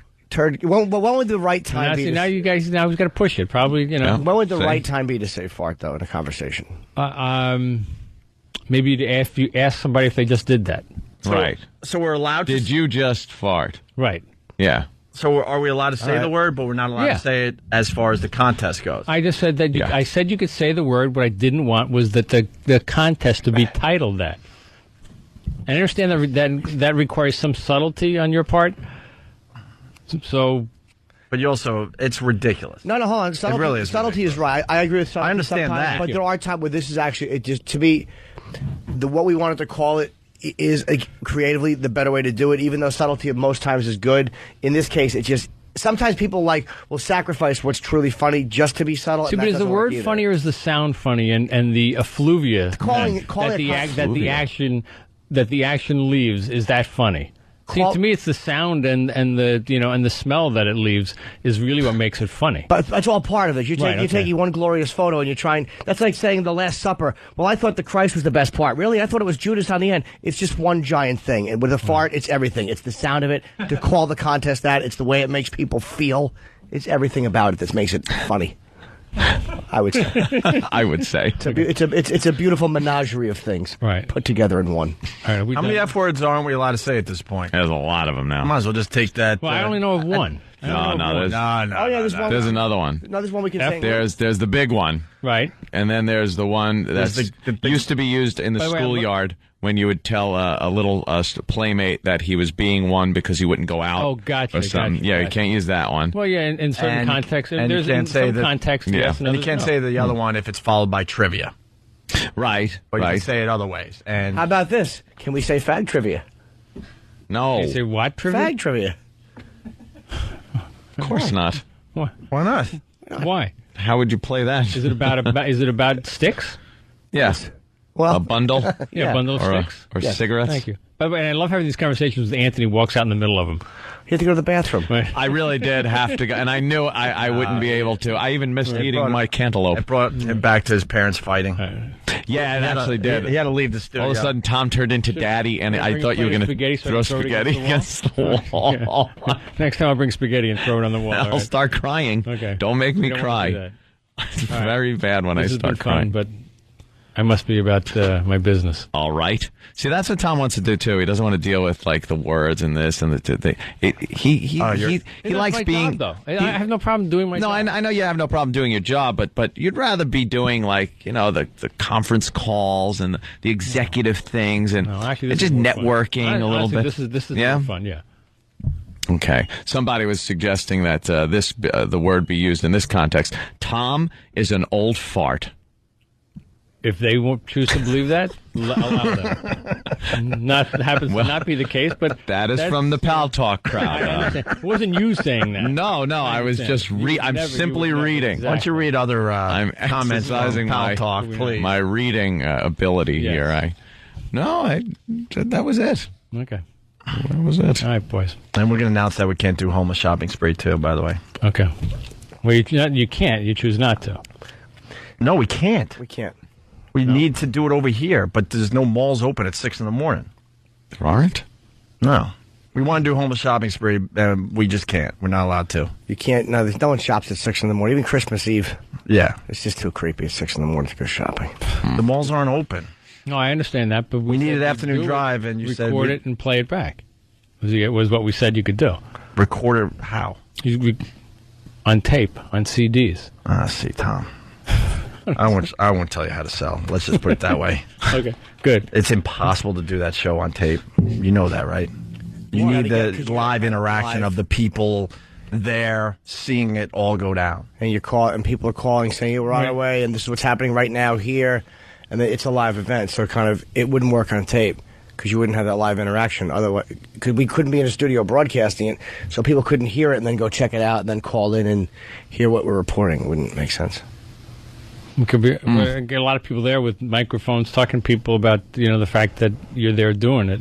But there's no live it's your call. No, it's not our call. We want to do it in afternoon drive the way we did it last year. It's not our call because you guys don't want us to do it in afternoon drive or on the weekend because you don't believe in the show that much. To have it take up more Those time. are your words, not mine. All right, Tom. All right. Hurtful. Hurtful. We're not all muscle and toughness, We have sensitive sides. Certainly do. We're girls deep down. Yeah, we're going to announce that today, that we can't do homeless shopping spree. He says it's our choice, but you can't do it. Yeah. We want to do it exactly like last year. We do it an afternoon drive, and then we play it back the next morning on during our morning show. But they don't want us to do it an afternoon drive on their radio station here in New York. And then we said, all right, well, we'll do it on the weekend like we did last year. And they didn't want us to do that either. And so now Tom's saying it's our choice that we're not doing it, but we can't do it live between 6 and 9 because I think the malls open up at 9. That'll be a really quick spree. It's one of our greatest... Yeah, a quick spree. It's one of our greatest bits. I think we've done it, 5 years? Something like that? Yeah, it's... I don't know, at least maybe 4 years. Never been a problem. Dude. Never been a problem. We bring our homeless friends in. We get them a bus. We bring them to a mall. Thousands of our listeners showed up last year. Thousands. No joke. You can go on YouTube. We don't make up crap on this show. Yep. You can see for yourself thousands of people watching the homeless shop. You know what it is? Oh, my God, really? In Boston, the mayor got upset and made comments last year. And said it was this or it was that. And meanwhile, the homeless are treated like rock stars and they get free stuff. Right. No one does anything bad to the homeless. It's one time every year where we like to do it an afternoon drive because it's obvious that's the perfect time to go to a mall. Yeah. And it was you told can't that do it in the morning. It was told they didn't want us to do afternoons on this station or on the weekends. So then we had to say, well, I guess we're not doing it, so I guess that's where it's our choice. But we really can't do it unless it's in afternoons. That's just how it goes. It's too bad because it's a great event every year.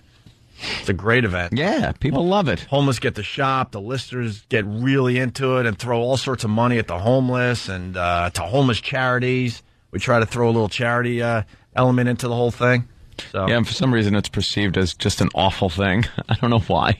we got massive coverage last year on Fox News Channel and CNN. I'm looking at a clip right now. And you can't allow the Boston mayor. He was wrong. His perception of it was incorrect.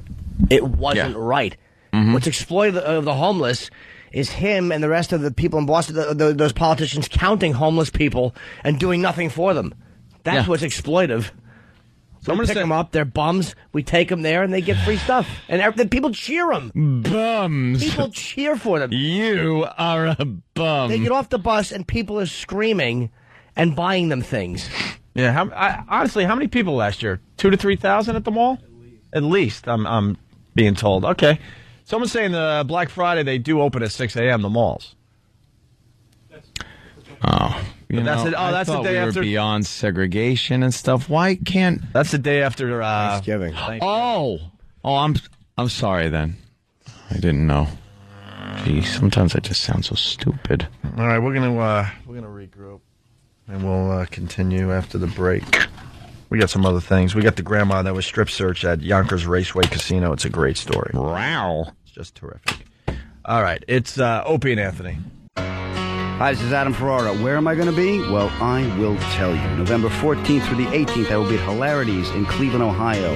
For tickets, call 216-736-4242. 216-736-4242.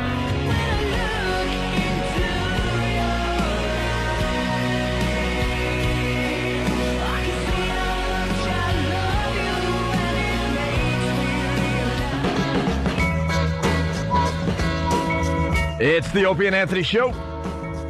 What else is going on in the world today? Yeah, Kanye West mother dies. Kanye. I say Kane. Kanye. Kanye West's mother dies. Apparently a little problem with some reconstructive surgery. What was she having? Plastic surgery or something? I think lipo. Lipo? I thought she had a heart attack or had something else going on, but then you learn more that she went in for some procedure and she died. I thought that lipo and all that stuff was kind of safe, no? Thought they had that down. Every once in a while, it's, someone bites it. Mm-hmm. I don't know. Yeah, Kanye West's mother. I'm a little distracted, so it looked like Kane for a second. Kanye. Also, coming out today, 1 in 3 women who meet someone online have sex on the first date. 1 in 3? That seems a bit high, no? Yeah, but Jimmy, 1 in 3 women who meet someone online have sex on the first date. Here's an expert. A lower estimate, but that's probably because online you talk to people for a while, so they feel like they know you, as opposed to sitting face to face on a first date. By the time you have a first physical date online, I'm going to guess that you've talked for many, many times in instant message, or you probably feel like you know the person better. Does that count like Craigslist? Stuff like that. Oh, well, that jacked up the stats? Yeah, that might jack up the stats. Yeah. So, well, you're thinking people are chatting online, then they finally meet. They really do know each other pretty well. Yeah, like they know what they like sexually a little bit. They've probably gotten dirty a little bit. You know, you've gotten nothing risque. And I think when you talk to someone online, you have no choice but to really, communicate. Because it's not a visual thing, so you are saying, what's your favorite movie? What's your favorite album that came out last year? What's your favorite TV show? What's your favorite sexual position? What? Oops. And you can talk to a couple of different people at once. You have all those instant messenger things open. So it's almost like you can weed out all the awful ones quickly. You know? Yeah, I think you can, like, if you're looking to just hook up, have some sex, then you'll wait until you find that. Mm-hmm.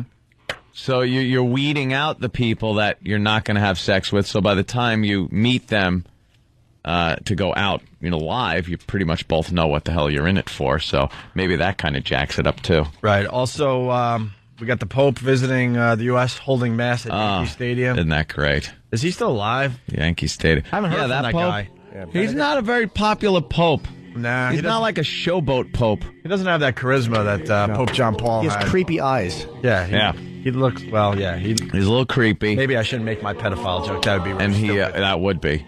But he does kind of have he looks a certain look about him. He looks creepy. Yeah. And there was that controversy about him being in the Hitler Youth.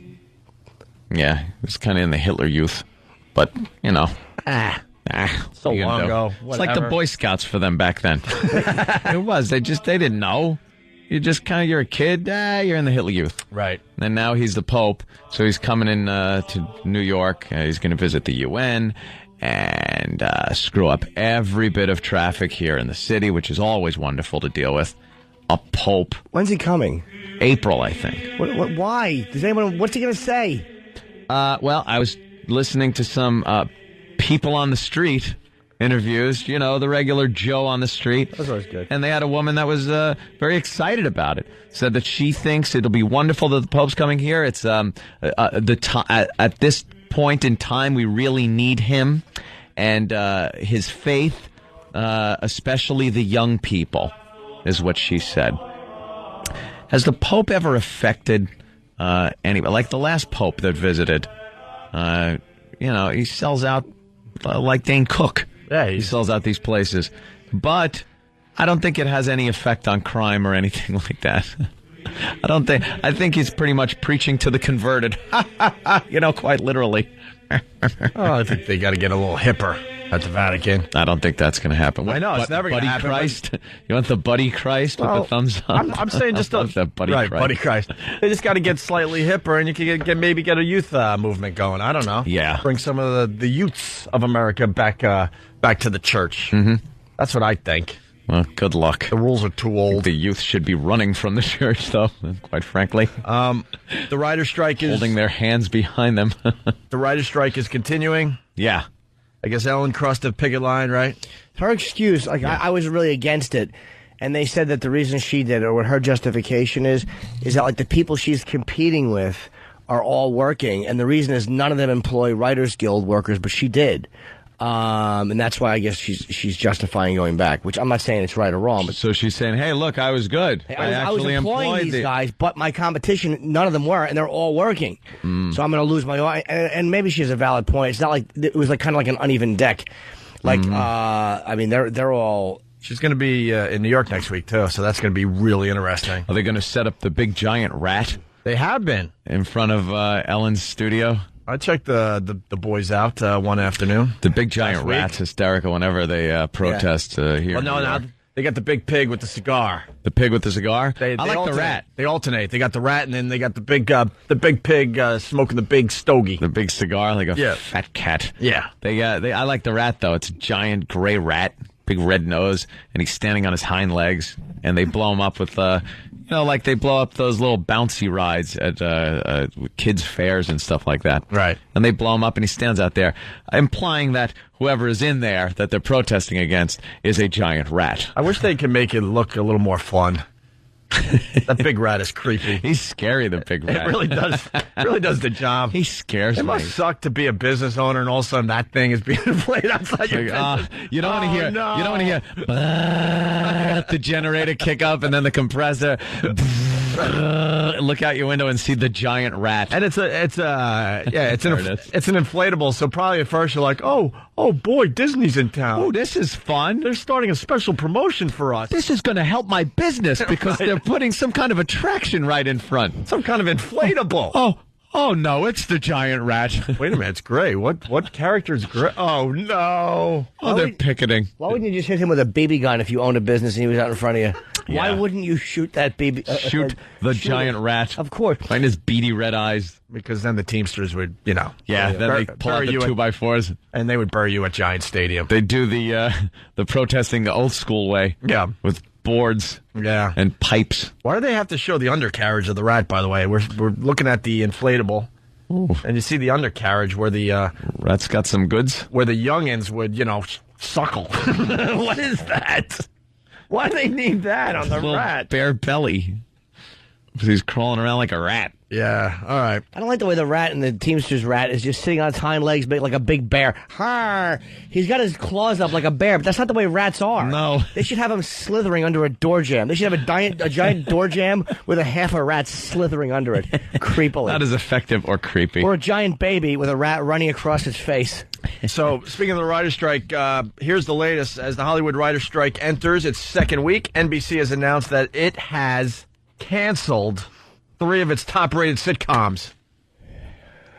The Drudge Report is reporting that NBC has canceled, are you ready for this? The Office, 30 Rock, and My Name is Earl. Now, why aren't they just sitting out like the rest of the shows? Sources tell Drudge that the cancellations are a result of the growing rift between NBC and Steve Carell, Tina Fey, and Jason Lee, the head writers, actors of these three shows. That seems to be where the problem is, where you got the writer actors. They're kind of losing out on 2 paychecks, and they probably just want to move on. And yeah, I guess it would be instead of kind of a professional thing like the writers protesting and then management inside, this is kind of they're put in a weird position. So, whatever they feel like they got to do. Carell, Fey, and Lee are all members of the Writers Guild of America and have refused to cross picket lines. While most networks have postponed and shut down production on shows, NBC is the first network to flat out cancel any of their programming. Once again, canceling The Office, 30 Rock, and My Name is Earl. Calls to NBC's programming department were not returned as of press time. So that's going on today. That's they're saying there's no end in sight for this strike. No, there's too many issues. And so what are they going to do, move on? I don't know. That's all we know right now. It's a good time to go to NBC and pitch my show about a guy who doesn't write at all. There you go. It's a show with no writers. That's right, no writers. It's just me talking on camera for 22 minutes. That counts for commercials, of course. Just Jimmy babbling with no self-editing. Yeah. Babble. Just about all I do is like show products. Like whatever. I should do some research and see whatever their products are, and just say all I do is talk about how good Pampers are. Wow, this guy's good. Let's hire him. There's would you wear a suit? Would you sit behind a desk? I'd wear a tampon on my face just to get on NBC. Of course. So you can babble. Let's say hi to Steve If Westchester. they asked me to guest host the Tonight Show, I would squeeze Leno out in a second. I would take that job in a second. Steve, what's up? What's up, bro? Hey. Hey, listen, I'm a Teamster. Okay. And the reason why they have that big rat is because those guys who are working at that specific project are non-union. And the undercarriage of the rat, it's like the rat is representing the president of that corporation that's non-union. Yep. And you have the managers and everybody else. Those are the little baby rats that are suckling off the president. Oh, God bless the Teamsters. But I like the fact. Hold on, but I didn't know what the undercarriage was. The pink little, cute little belly with the little. You can't say it, but the feeders. The feeders. The little feeders for the little rats. It's just awful, but it's funny that the guy's like, no, well, the rat's a bad thing, because, like, rats are no good. Rats are, bad. No, very good. We understand the whole rat. We didn't understand the undercarriage because they went out of their way to make sure you see the pink belly with all the little feeders. Yeah. That are sticking out. What it is. Okay, now we know. Blow a rat up in Yonkers. Huh? We're going to go blow another rat up in Yonkers. Oh, really? You got some problems over there? Yeah, we got a little bit of a thing going there. I got to tell you, man, times have changed for the Teamsters. It used to be they would blow something up. Now they just got to blow up an inflatable rat. Do you guys have more than one rat? Yeah, exactly. Yeah. Of course they do. They got a whole warehouse. But who's the guy that makes them? Do you know there's a guy that he owns like Ted's inflatable rat factory, and he was going broke, and then a Teamster showed up and goes, we could use 5,000 of them. We need a bunch of rats. What happens if the rat factory goes on strike? What do they do? Big piece of cheese out in front. Or a big foot with a rat's head under it. Yeah. All right, sir. Thank you. All right, bro. All right, there goes Steve. Has anybody, we should ask Steve, has anybody ever popped one? Like, you wonder, like, some business owner ever freaked out? You probably wouldn't want to stab it, but... Who would go out there with, Who would have the balls to mess with those people? You just deal with the inflatable rat outside your business and hope they go away. Ugh. Because you would be insane to pop that thing. Nothing better than watching that old footage of the old strikes, old dock strikes, where they're just coming at each other with baseball bats and pipes. The good old days. And let's say hi to Zimmer in Vegas. Now they put balloons in front of the establishment. Zimmer, what's up? Morning, fellas. Hey. All right, the Pest Out West are on a mission to throw up another banner for the OJ trial. Yeah, the Pest Out West were very successful with their Tyra banner. Good. Calling her a fatty pig fatty. Fatty pig fatty. After she tried to go on and say that she didn't gain weight when we all saw that weird swimsuit photo of hers. Yep. And the POWs actually got this amazing professional banner right outside her studio where she does her show. Well, she's since have moved to New York. She wanted to get away from you guys, I guess. But you're trying to do something with the OJ trial. Right. We're trying to get a catchphrase. Maybe a little idea from you guys. All right. Scratched off 3. Keep listening to the show. We'll come up with some catchphrases. like we were going to start like OJ's Sparkling Wiggle, but I mean, that might be a little hacky. Right. No one would get it. It has to be something that the press would get. Right, and something that they won't block out either. Right. Well, the Tyrant thing, I mean, you guys got a lot of coverage for that, if you remember. The Daily 10 did something, and a few of the other entertainment sites did some stuff on that. So good luck to you guys. Right. All right, well, yeah, definitely we're looking for ideas from you fellas. So. Okay. All right. Thank you, Zimmer. You got it, brother. All right, let's say hi to Lead Belly in Boston. Lead Belly. Opie, what's going on, dude? Hey, bro. I got a question. Do you guys know what Tracy Morgan's going to do now that 30 Rock got canceled? Yeah, knowing him. Get arrested. I was just going to say. He's welcome on our show anytime. He's a funny man. Maybe we'll see him more now. I smell a relapse. Tracy's a drug addict. Whoa, hey. Jeez. I only heard about those accusations. I actually never heard about Tracy doing drugs. I've only heard about him, tipping a few back, but I've never heard about him getting high. And he even leaves in Florida. That guy's crazy. Well, I heard Alec Baldwin didn't really want to do that show anymore anyway, after the controversy he was in. So, thanks, Lead Belly. How about I'm this? sure Tracy will be fine. How about a sign like this in front of the OJ thing? Okay. The Opie and Anthony show, we don't kill our wives, ! Ooh. That's good, because he did. Yes. Hey, no one here has. I think Blue Healer from Kentucky nailed it. OJ with that dot, like the dot. Colon. Yeah, I like to say the dot and then a dot below it. OJ, dot, and then dot below it. This time the glove fits. Huh? There's no Opie and Anthony show, that thing. Yeah. I was just kind of being self-promoting. Trying to include the program. They'll have the Opie and Anthony on the top. Oh. That's how they did with Tyra. Just Opie and Anthony on the top, and then OJ, colon, this time the glove fits. I think you got it there, POWs. You don't have to overthink it. So there you go. Drudge Report reporting NBC has canceled The Office, 30 Rock, and My Name is Earl due to the writers' strike. In other news, what do we got? We got the John Cena thing. Hey, yeah. What was that a good explanation? Huh? That was a very believable explanation he gave. The John Cena thing? Excellent. It's a little weird. We could get to that. Excellent. Also, speaking of the Drudge Report, they're reporting that this sounds completely insane. We probably need a little more info on this, but the Drudge Report is reporting that MIT researchers will announce shocking new information about the life expectancy of the sun later today. We've been talking about global warming on this show and going green and all that, right? Yeah. New data reveals that previous estimates of the sun's decay are grossly inaccurate and that it could burn out in less than 200 years. 200? Get out of here. This is a major and shocking discovery, says senior research engineer Alan Lazarus. The rate of nuclear fusion is drastically greater than all previous estimates. The sun is consuming more fuel than it is producing and has been doing so for the past 1.3 billion years.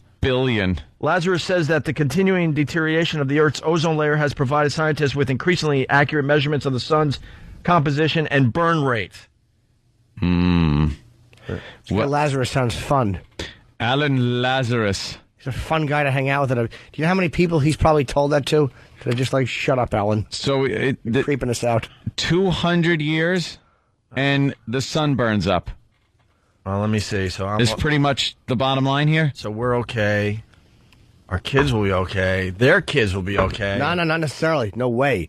And then it gets a little creepy. Your kids, no. If you have your kids, say they live to be another 70 years. Right. Oh, yeah, maybe. Okay. Drudge Report reporting that MIT researchers announcing shocking new information about the life expectancy of the sun later today. New data reveals the previous estimates of the sun's decay are grossly inaccurate and that it will burn out or could burn out in less than 200 years. We need more info on that. Well, that changes things. Not for me, it doesn't. How does that change things for you? No, not for me. Like for people that are planning if we ahead for I don't know, like making the air cleaner, things like that. If we had making factories more compliant to the environment, that's kind of a go for broke thing now. If we had it your way, on your deathbed, you'd blow out the sun. Wouldn't care. That's what I'm saying. So why does this bother you at all? You don't care what happens after. It's a little creepy after your life is over. Because, if you expected or you picture the sun burning out, you kind of always picture the Earth being so far in the future that you wouldn't even have a concept of it. Right. But a couple of 100 years, things aren't going to be much different.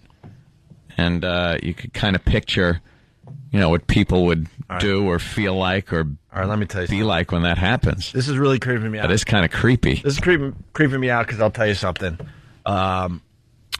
When you're a little kid and you find out for the first time, you're going to die someday, it's the creepiest feeling ever. I can't think of a creepier feeling than finding that out for the first time. Finding out that you're going to die for the first time, it's got to be the worst human experience possible. That was very creepy. But then I had some, and then I would try to put my arms around the whole thing. There's something creepier? Well, of course. Finding out that certain things hurt. Finding out that sleeping on your stomach is not always a wise idea.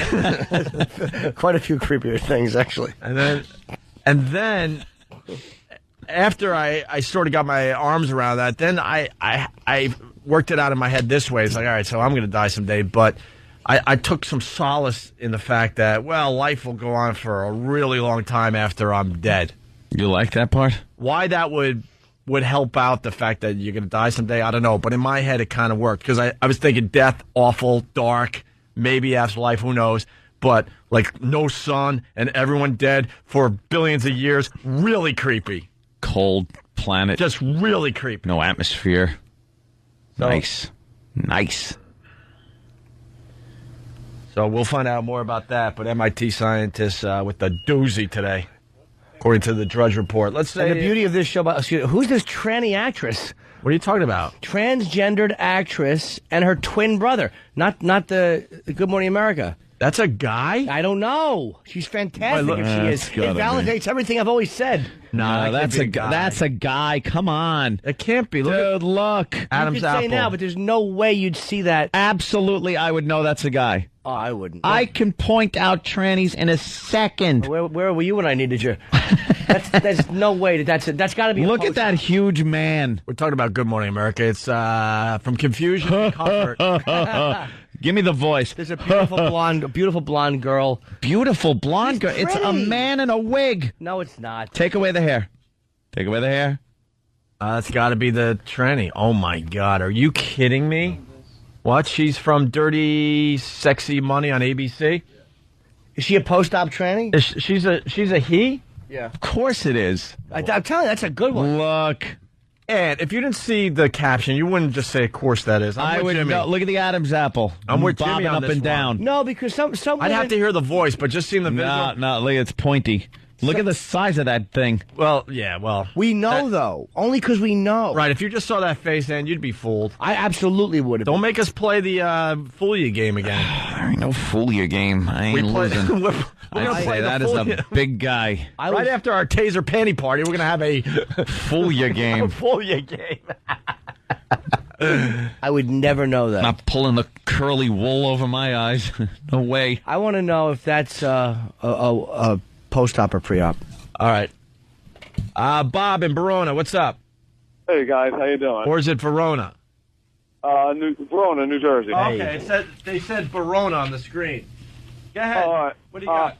The shows that were canceled on NBC, are they canceled for the duration of the strike or just canceled? According to what we just read from the Drudge Report, canceled. That's it. That's unbelievable. That is it. They're making a statement.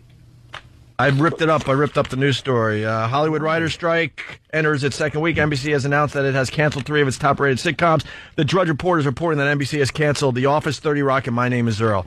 Sources tell Drudge that the cancellations are a result of the growing rift between NBC and Steve Carell, Tina Fey, and Jason Lee, the head writers/actors of these 3 shows. There you go. They're playing hardball. Thank you, Bob. Damn. Let's go to Chris the Trucker. Chris, what's up? Hey, I had a question about the sun. Yeah. The big yellow one is the sun. What?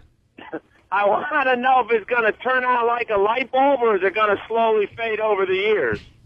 Well, I don't know. We got like a light bulb. Sir. It's burning. Yeah, There's going to be more info later today, according to Drudge Report. I would think, and what do I know, that if it's burning fuel at a rate higher than they thought it was, and higher than it can reproduce it, that it would just kind of slowly burn out as it runs out of fuel. Instead of just, click all of a sudden, hey, it's light out, hey, it's dark. Ugh. So it'd be kind of slow. And when do we start seeing it? If it's 200 years, do we start seeing, like, in 100 years, do you start noticing, hey, it's kind of, getting dimmer and colder? More info later today, according to the Drudge Report. I bet one day everybody just gets up and goes, wow, it's really dark for 4 in the afternoon. And then it's done. We all freeze to death. It's over. What happened? That was today? How long do you think people would last without the sun? How long would people last without the sun at all? I always assumed that you would just freeze instantly. Instantly? Is it something that would take a couple days? Well, that's what I mean. Is it a few hours? It is a few days, months? At least 8 minutes. Can you hang out like dressed up with a generator going and some heat? I don't know. But the plants would all die, so I imagine your oxygen supply would go relatively quickly. And once the plants go, then there's a big problem. So you think there's enough heat? But that would. You think there's enough heat in the area to just kind of keep things going for a while? A few days, maybe. But what if you made like a giant, like a greenhouse, and put plants in there, and then a bunch of lights over it? Well, we better start working. And then you could like have little pockets of where you could live on the earth with heat and light.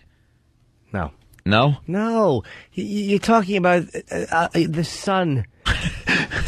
This is not what if that thing we made breaks down. This is the sun. How about if you put a little greenhouse with plants? Good, you could die in there like everybody else. You and your dumb greenhouse plants. I was just thinking it would make some oxygen, and then maybe it would. Does it make you hug your azalea as you both just drop dead together? Does it make you live your life differently, knowing it's possibly less than 200 years instead of a billion or whatever it would be? I'll be on Craigslist later. See if there's any suns burning out hooker discounts. And what was the fun fact about the sun that we wouldn't even know that it went out until what? 8 minutes. Was it 8 minutes? That's why you said 8 minutes, yes. Jimmy? Okay. You were lingering longer. No, Opie, please. I do so many. Are you a fan of linger longer? Well, no, I'm a fan of space travel. Say it. It does feel good coming out. I'm a fan of traveling at the speed of light. As we all know. I've said that many times. Yeah. There's two things I like. It's prostitutes and traveling quickly. We did have a fun fact, and this is creepy, a creepy way to live your life, that someone called in and said that if the sun was to go out, you wouldn't know until 8 minutes later. Yeah. So every 8 minutes, you're sitting there like, oh, no. It could be out. Could just be out right now. Well, we see things. That's what the Hubble was built to see the beginning of time.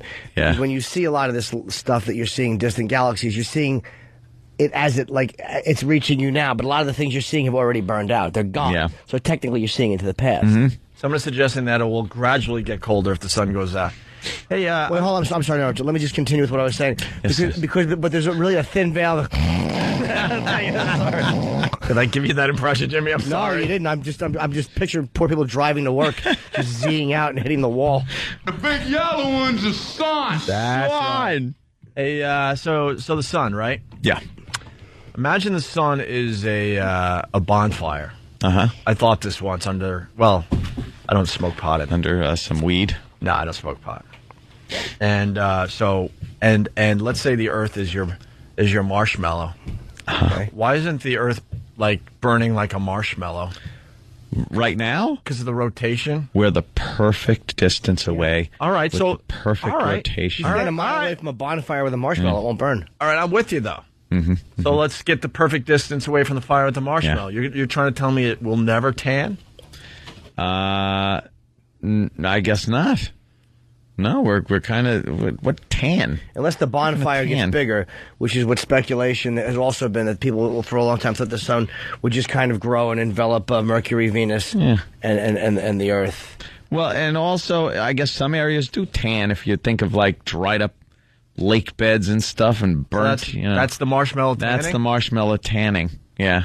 That's marshmallow burning. I'm gonna teach my kids great stuff in very simple ways. Okay, very simple. Let me explain the sun. See this bonfire? Okay, grab a marshmallow. That's the Earth. Now spin it around. Keep spinning it, or it'll burn. Keep spinning it. Keep spinning it. Keep spinning it. Hold it too close. I'm going to teach my kid, don't look at the sun, it'll make you queer. Just to watch my son walk with his head down for the... Thank God we can still say queer on the radio. Can you? Yes, who knows? It means odd. Yes, it does. All right.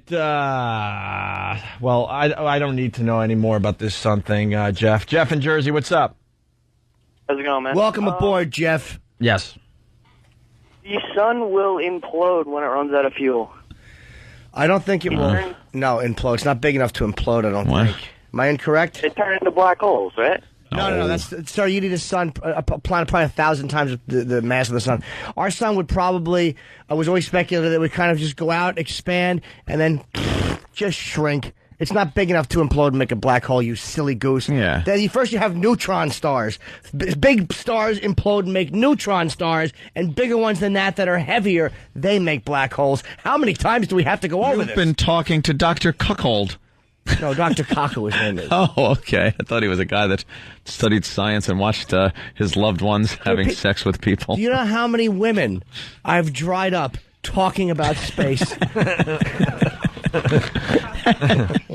All right, well, Jeff, we'll find out more later, but according to the Drudge Report, once again, the reporting that MIT researchers will announce shocking new info about the life expectancy of the sun later today.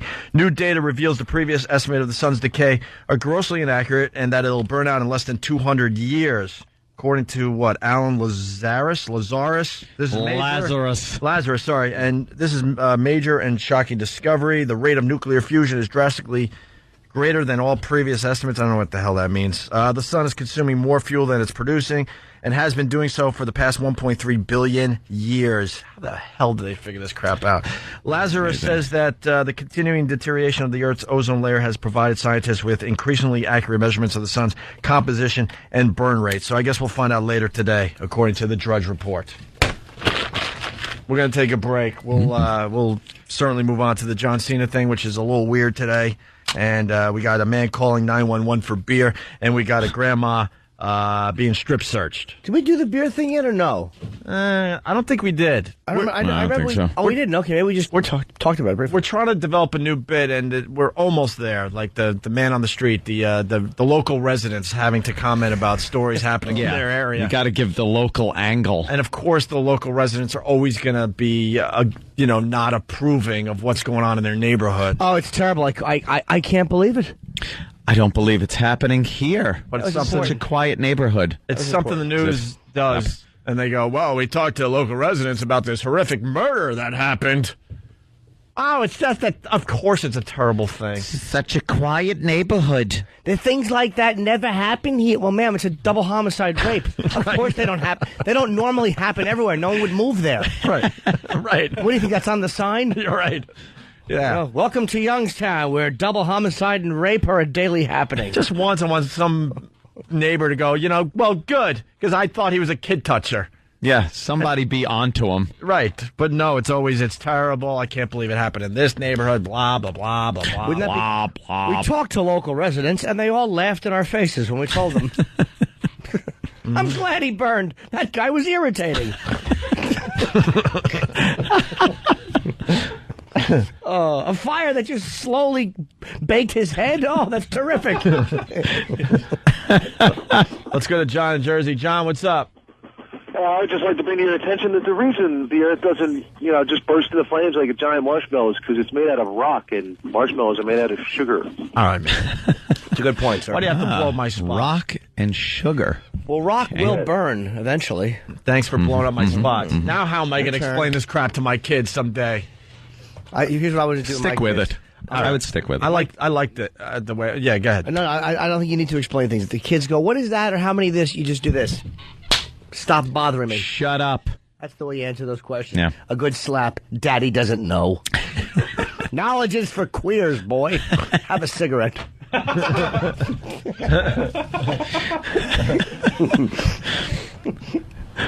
right, it's Opie and Anthony.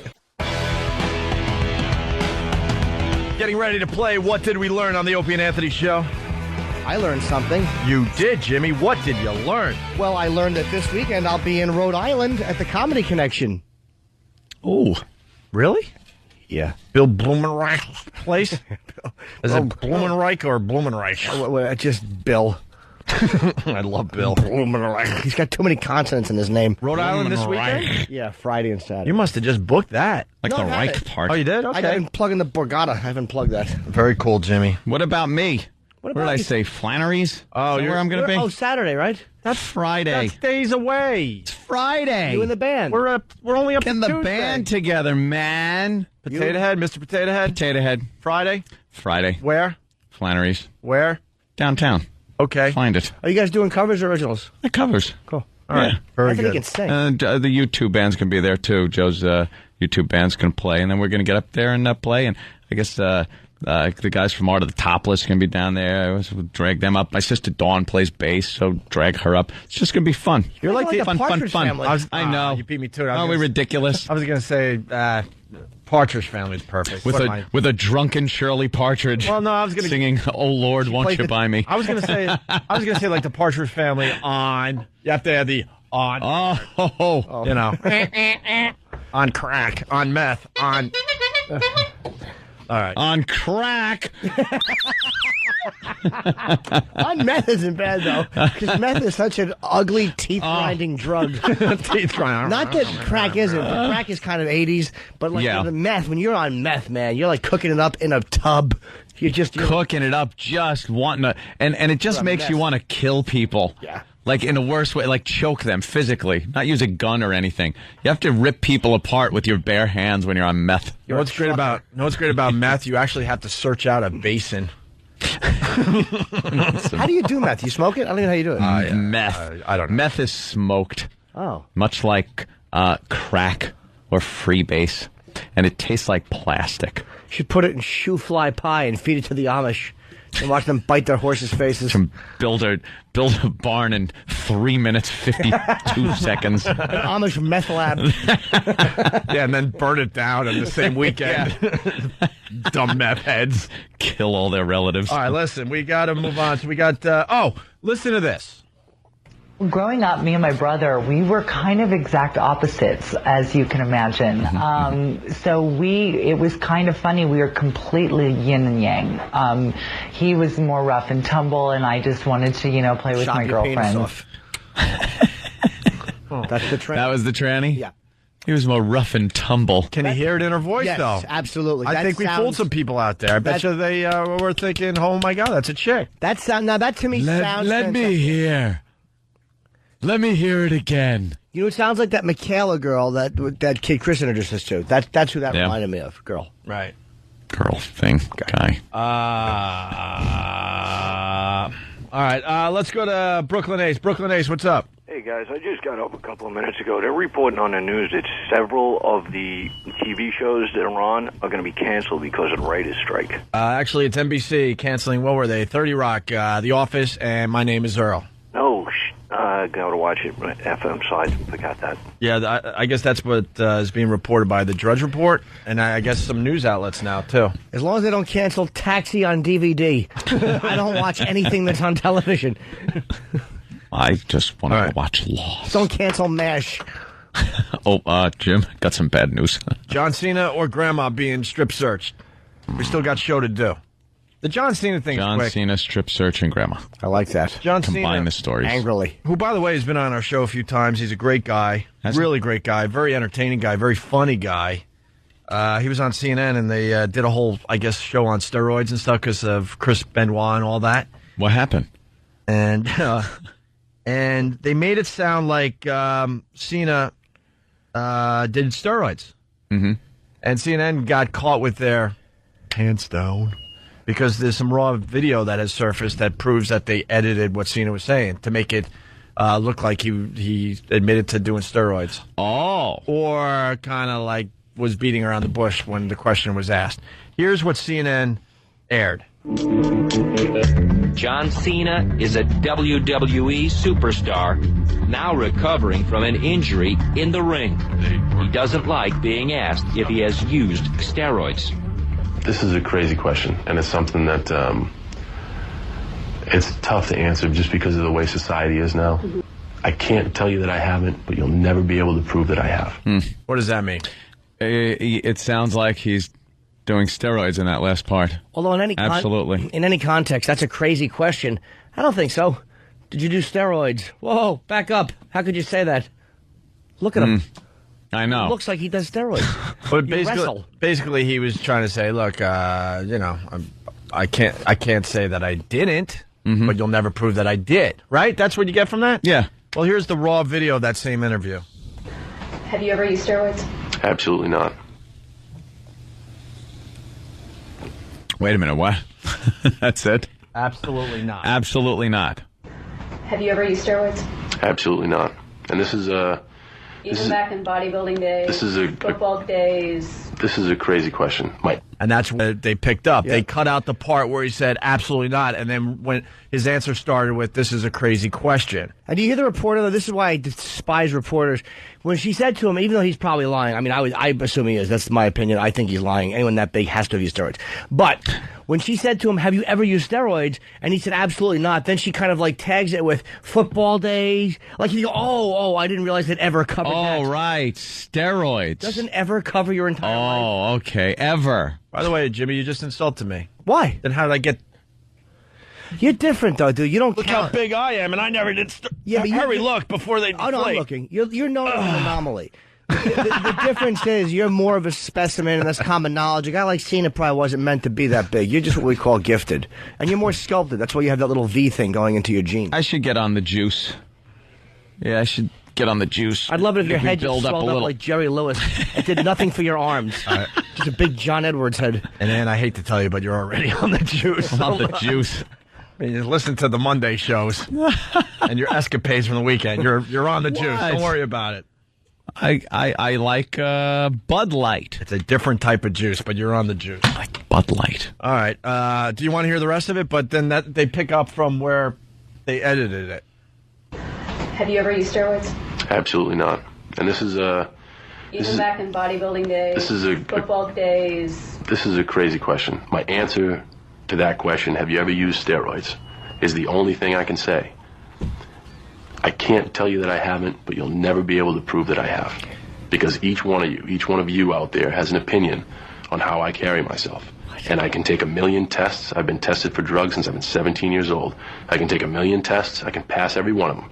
As soon as I pass it, there's some other guy on the other end going, oh, there's masking agents, there's this, there's that. I know the arguments because I've been in the situation. So he was trying to explain like what the media does with steroids, and which kind of confused his answer a little bit. But the fact remains that CNN took out the part where he said absolutely not. And now I'm going to try to explain this whole steroid thing and that you people do. Part where he kind of sounds like he's covering it up. Right, saying, right. Well, hey.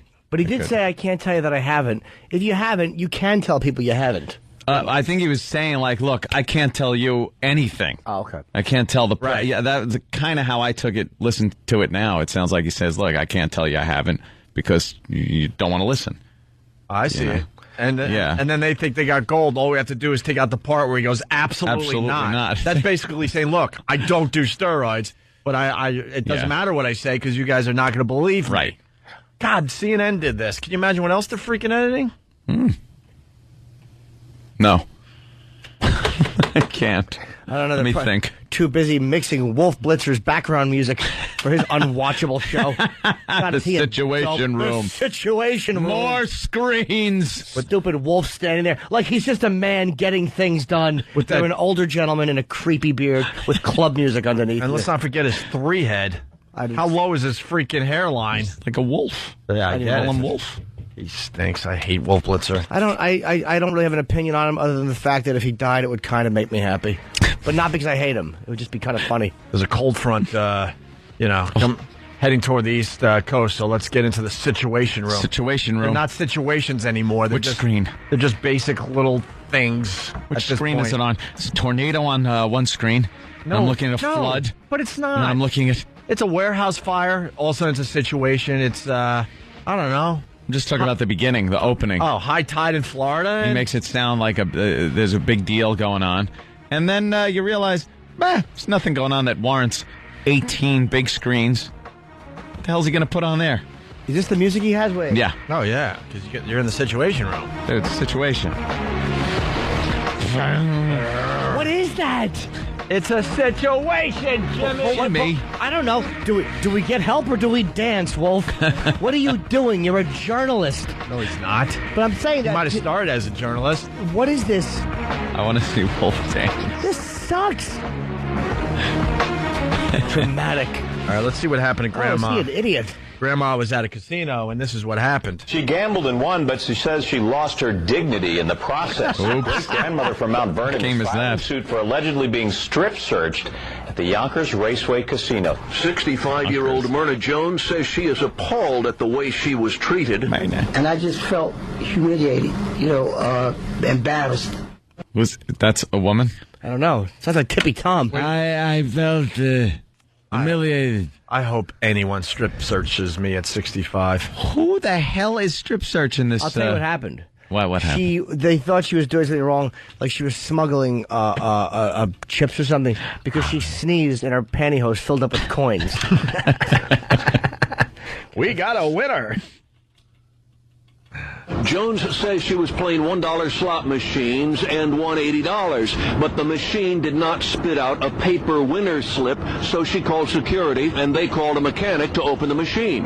Meanwhile, she says she was taken to a room and interrogated by a man whom she says turned out to be a plainclothes state trooper, who then accused her of hiding the winning slip in an apparent scam to get another. He said, we on the camera, it showed that you put the ticket in your bra. I said, no. I said, if you seen me on camera, you seen me take out $1, put it in the machine. I'm playing 2 machines.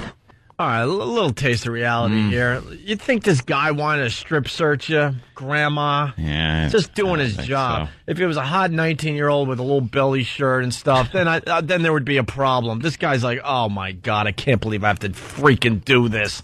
You didn't want to do that. So what did the strip search entail? But since a first look at the machine did not turn up the ticket, she says she was ordered into a room where a security woman conducted a strip search. I pulled off the sweater, I unhooked my bra, and she told me to pull up my shirt. They kept me down there for almost 2.5 hours. Then they came and they said they found the ticket. I said, well, where was the ticket? He said it was in the machine. Jones is seeking an undetermined amount of damages, saying she was humiliated and wants to prevent it from happening to anyone else. Yeah, well, the search E was also humiliated. Searcher. The searcher. I agree with Joan on this one. Oh, wow. Absolutely.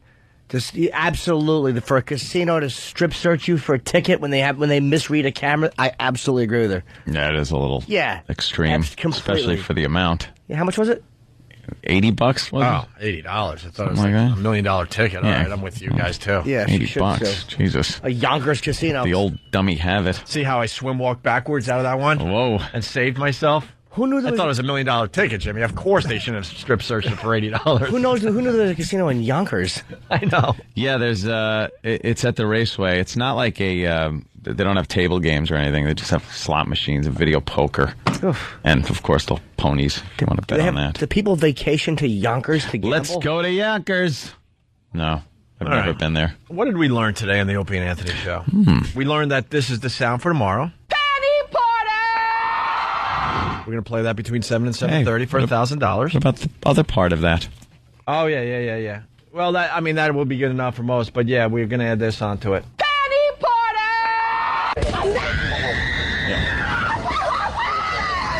The only way that should end. Yeah, you're right. So when you hear that tomorrow between 7 and 7:30, you're going to have a chance to win $1,000. We learned that.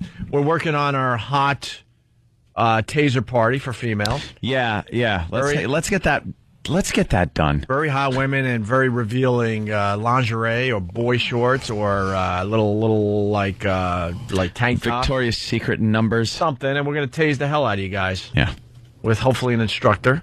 And we're going to have a little pajama party that involves tasers. Yeah. You had to listen to the show earlier to understand what that's about. Just want to zap girls in scantily clad bodies, yes. Right. Let's say hi to Duncan in Rhode Island. Duncan? Hey, good morning, boys. Good morning. Good morning. I learned today that Opie's going to teach his children to carry the earth in his butt cheeks. Well, there you go. You're an ass. The old marshmallow gag. Let's go to Fontaine in Virginia. Fontaine. Yo, Fontaine. What's up, Fontaine? Well, the boys, I learned that a cougar got skinned at the Yonkers Casino. That's not a cougar, though, man. No, that's like cougar. That's like a old mangy puma. Let's go to Chris in Brooklyn. Chris, what's going on? How you doing, Opie? I learned from little Jimmy this morning that knowledge is for queers. Yeah, we If did I have learn that. knowledge, technically, I'm a queer. Welcome to the club, sir. It's a fun club to be in. And let's go to Jeff in Queens. Jeff. Hey, what's up, guys? I learned that not only is the Earth like a marshmallow, but gravity doesn't exist because if the sun went out, we'd be screwed.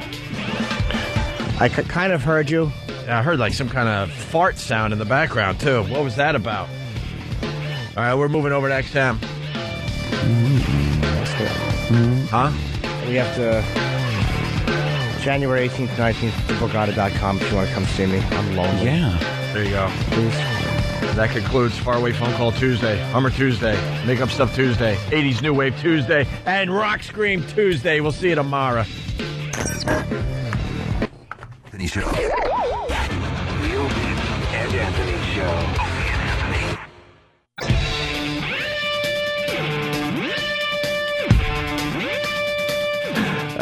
It's Opie and Anthony. Here we are at XM Satellite Radio. Oh. Freedom!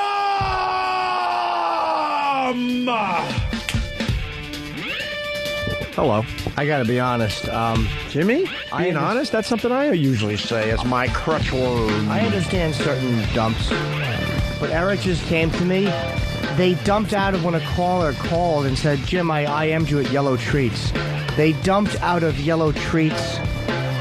I invented Yellow Treats. Yes, you did. It's not real. It is mind-boggling. Join the club because back in the day we came up with the word conk. Yeah. To mean the C word. They started dumping out of that. I actually had an argument with lawyers. That's going to make a great book someday. It's not a real word. The arguments with lawyers book. And then we're like, look, you're dumping out of a word that we made up. It's not even in the dictionary.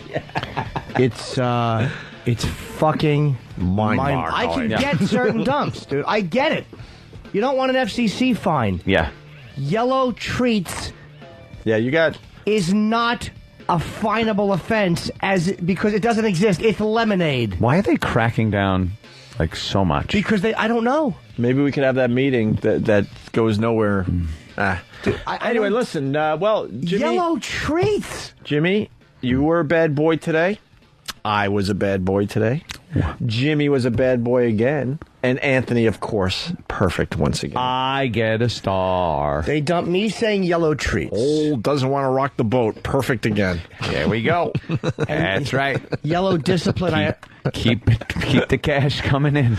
Yellow Discipline they will dump too, I was told, because that's another made-up thing. You lost to Yellow Treats today. I lost Turd Cutter. Yeah, I didn't think Turd Cutter was going to go through. I know. And I lost Fag. Shit Cutter you should have used. And you lost Fag Trivia twice.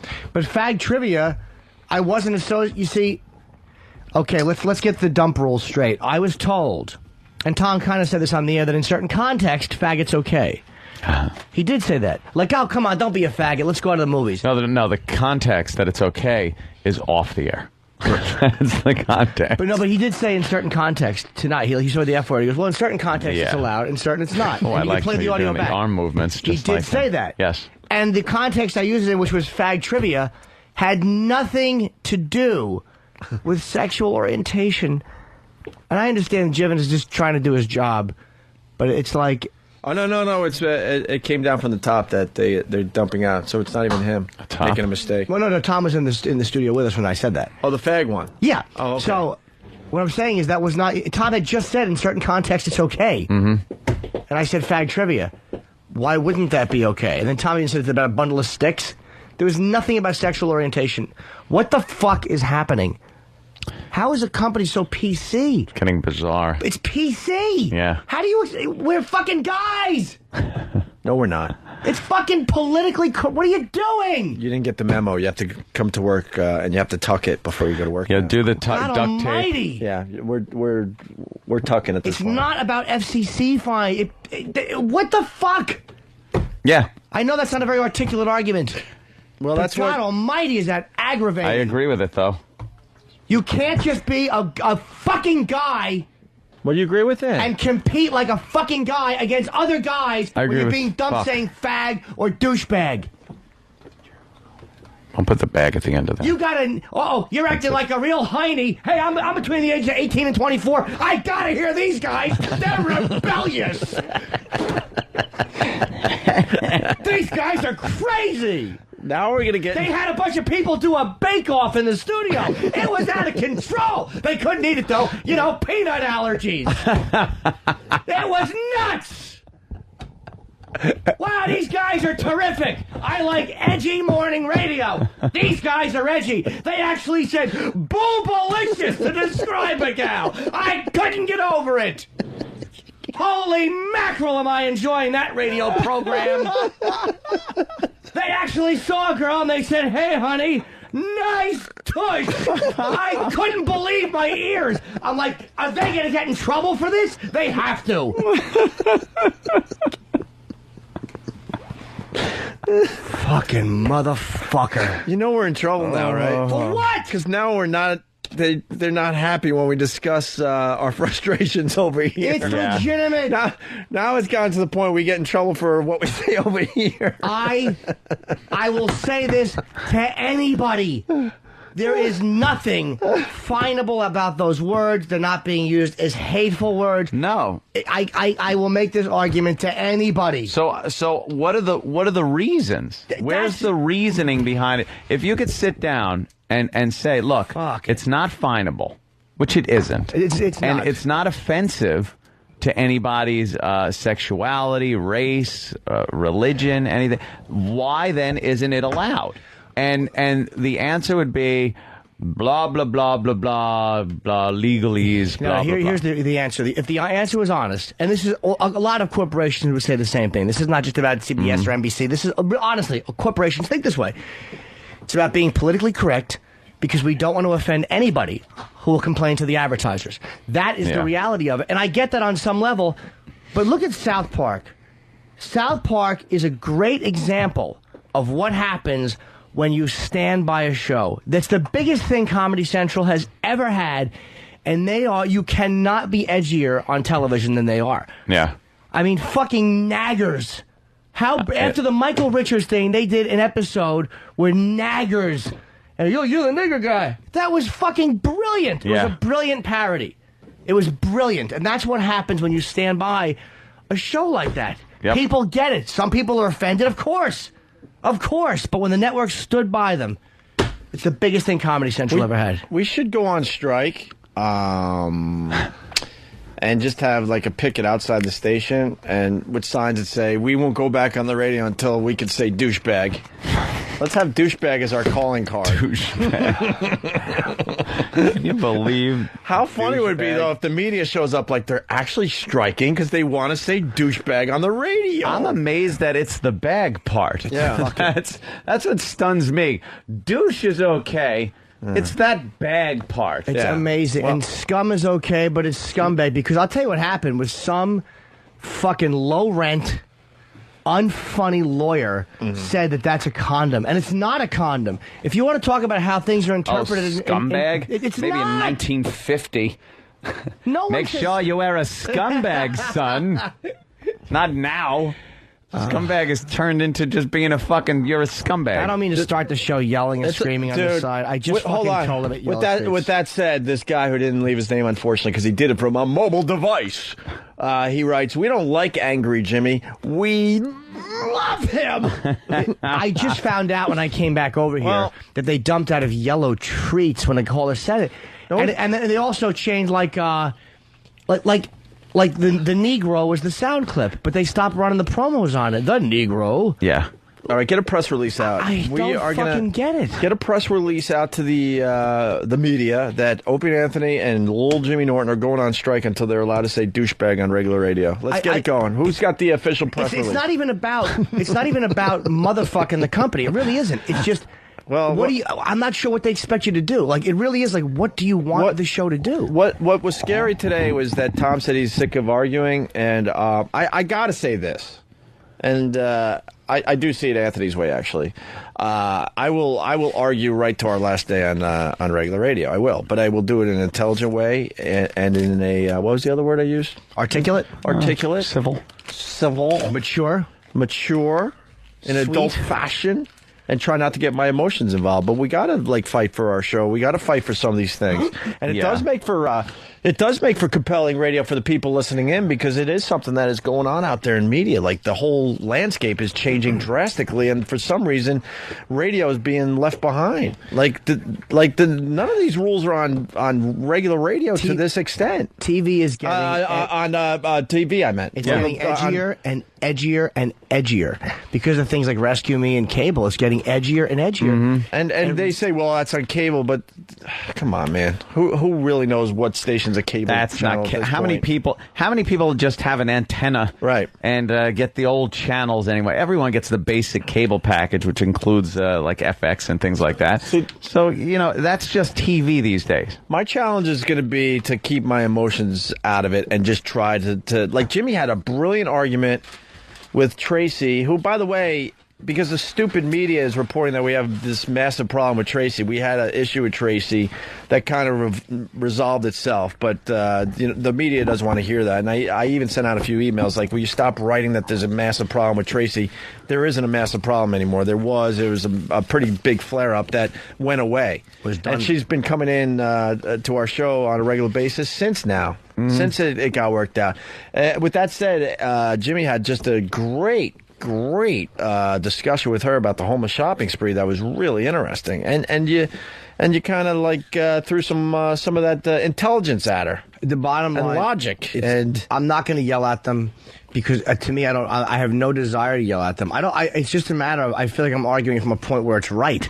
I'm not coming out like some smarmy idiot trying to squeeze in the word cunt into a regular discussion. I'm coming from a place that is right. The homeless shopping spree, I don't care how Menino interpreted it. It's not an awful thing. We treat the homeless nice. The fucking fans cheer for the homeless people. Right. It's not some phony horseshit counting of the homeless. They're leaving with clothing. Right. Yeah. And also, to allow Menino or anybody to affect that is, to me, it's kind of silly. And the new element this year was going to be that we actually, because these guys come out of the woodwork. Kill them at the end? Yeah. These guys, meaning the fire and bricks. We set the bus on fire and lock the door. This fire was sponsored by. And we had the bus driver jump out at 40 miles an hour. Yeah. Go off an embankment. To make that more impressive.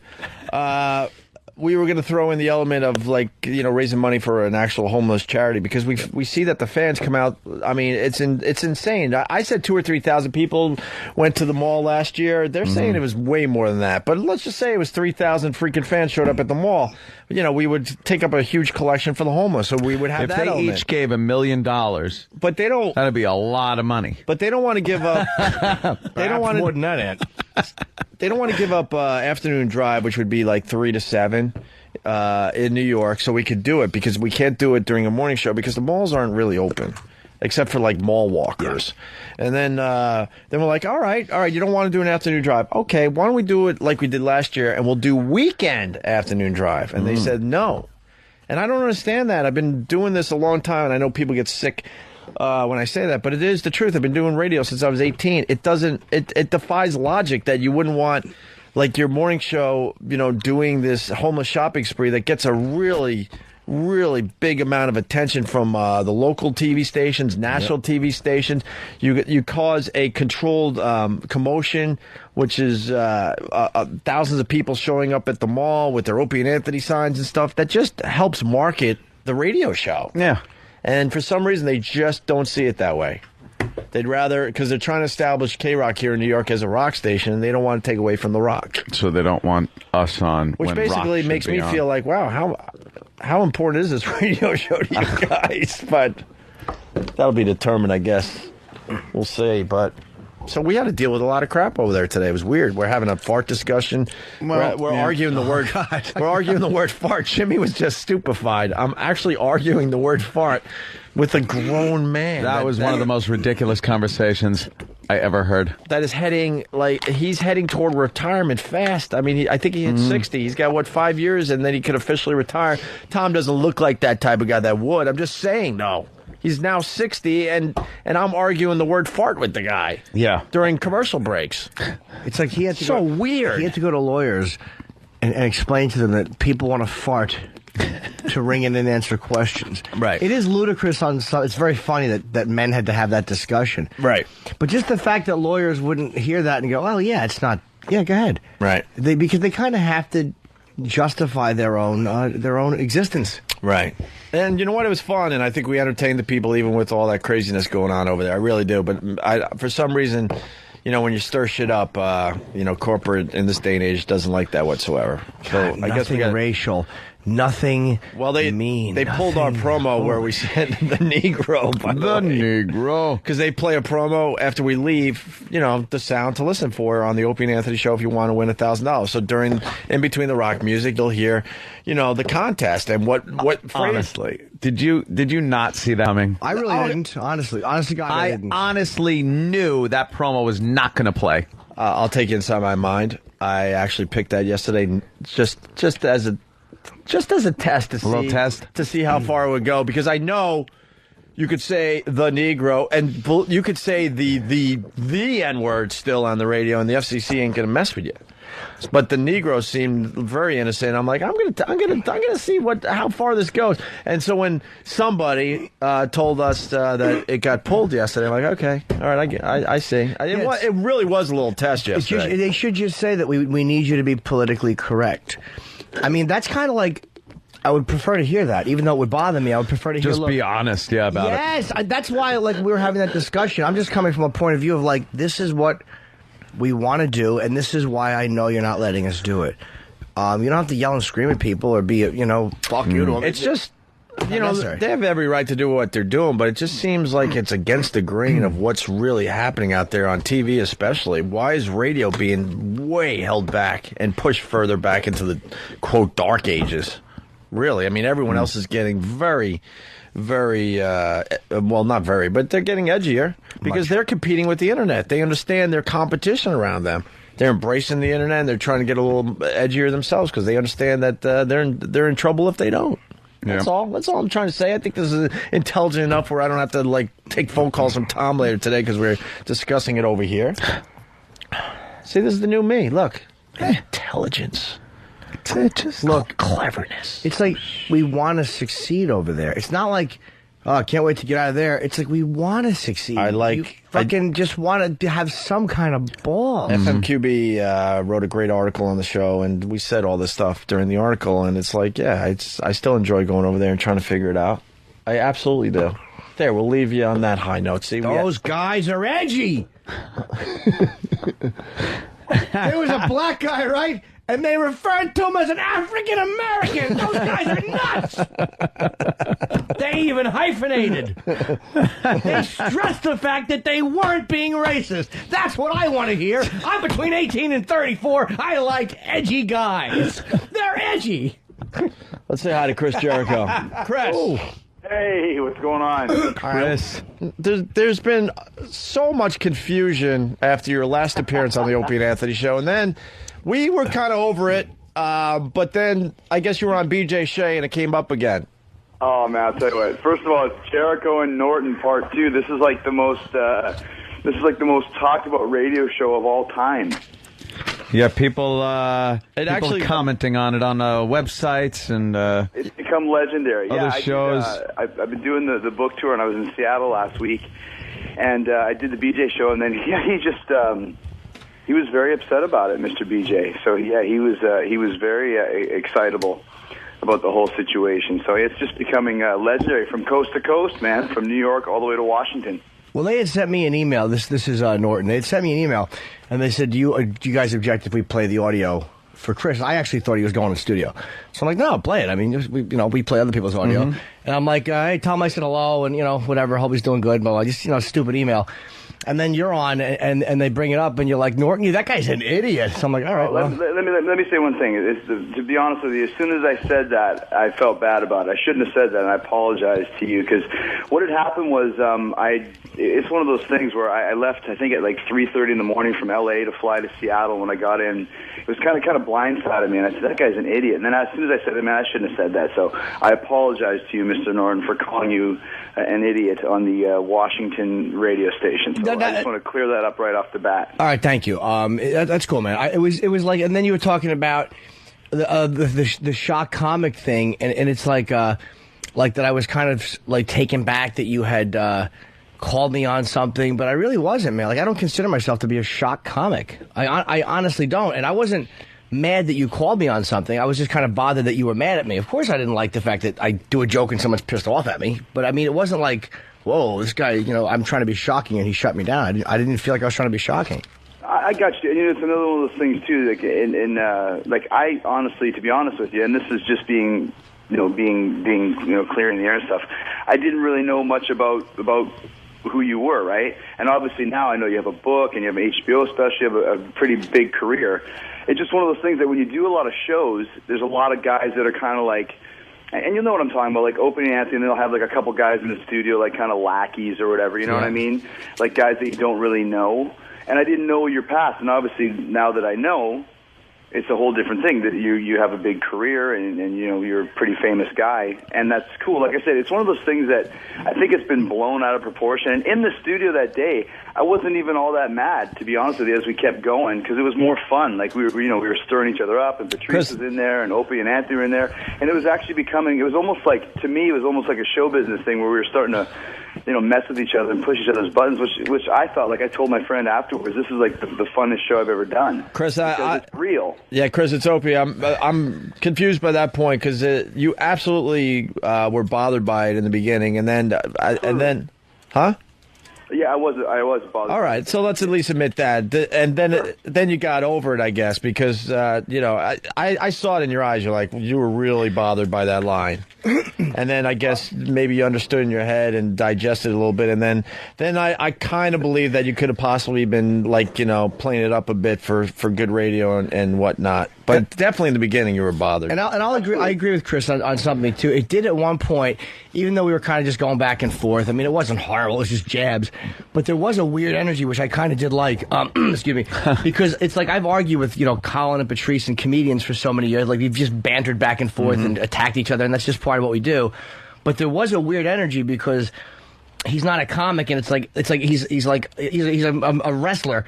And I mean, he wasn't being menacing in any way, but I'm like, he really could just get annoyed and crack me in the face.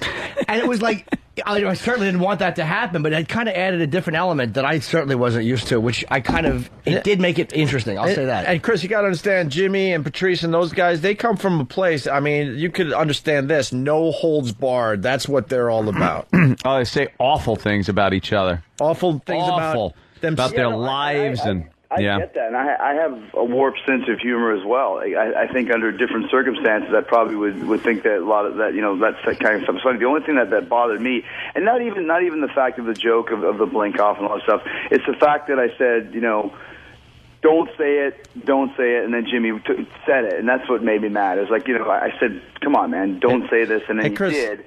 And that was where I was coming from. I felt it was kind of like, oh, come on, man, did you really have to do that? If I said, like, Opie, let me, people have been calling me Mr. Pink. Please don't call me Mr. Pink. I just don't want to hear it. And then the first thing you say is, hey, Mr. Pink, how you doing? All right, Mr. Pink. Let me jump in. If you would have said that off air, then that would be up to Jimmy, obviously. But when you say something like that on the air, I don't know, man. I mean, when someone says that to me, the first thing I need to do is say exactly what he's telling me not to say. And I've been punched in the face for doing it. I'm no pussy. I'm not hiding behind a microphone or anything. I have been punched in my regular life because I have said or did something that someone told me right to my face. Don't do that. Don't say that.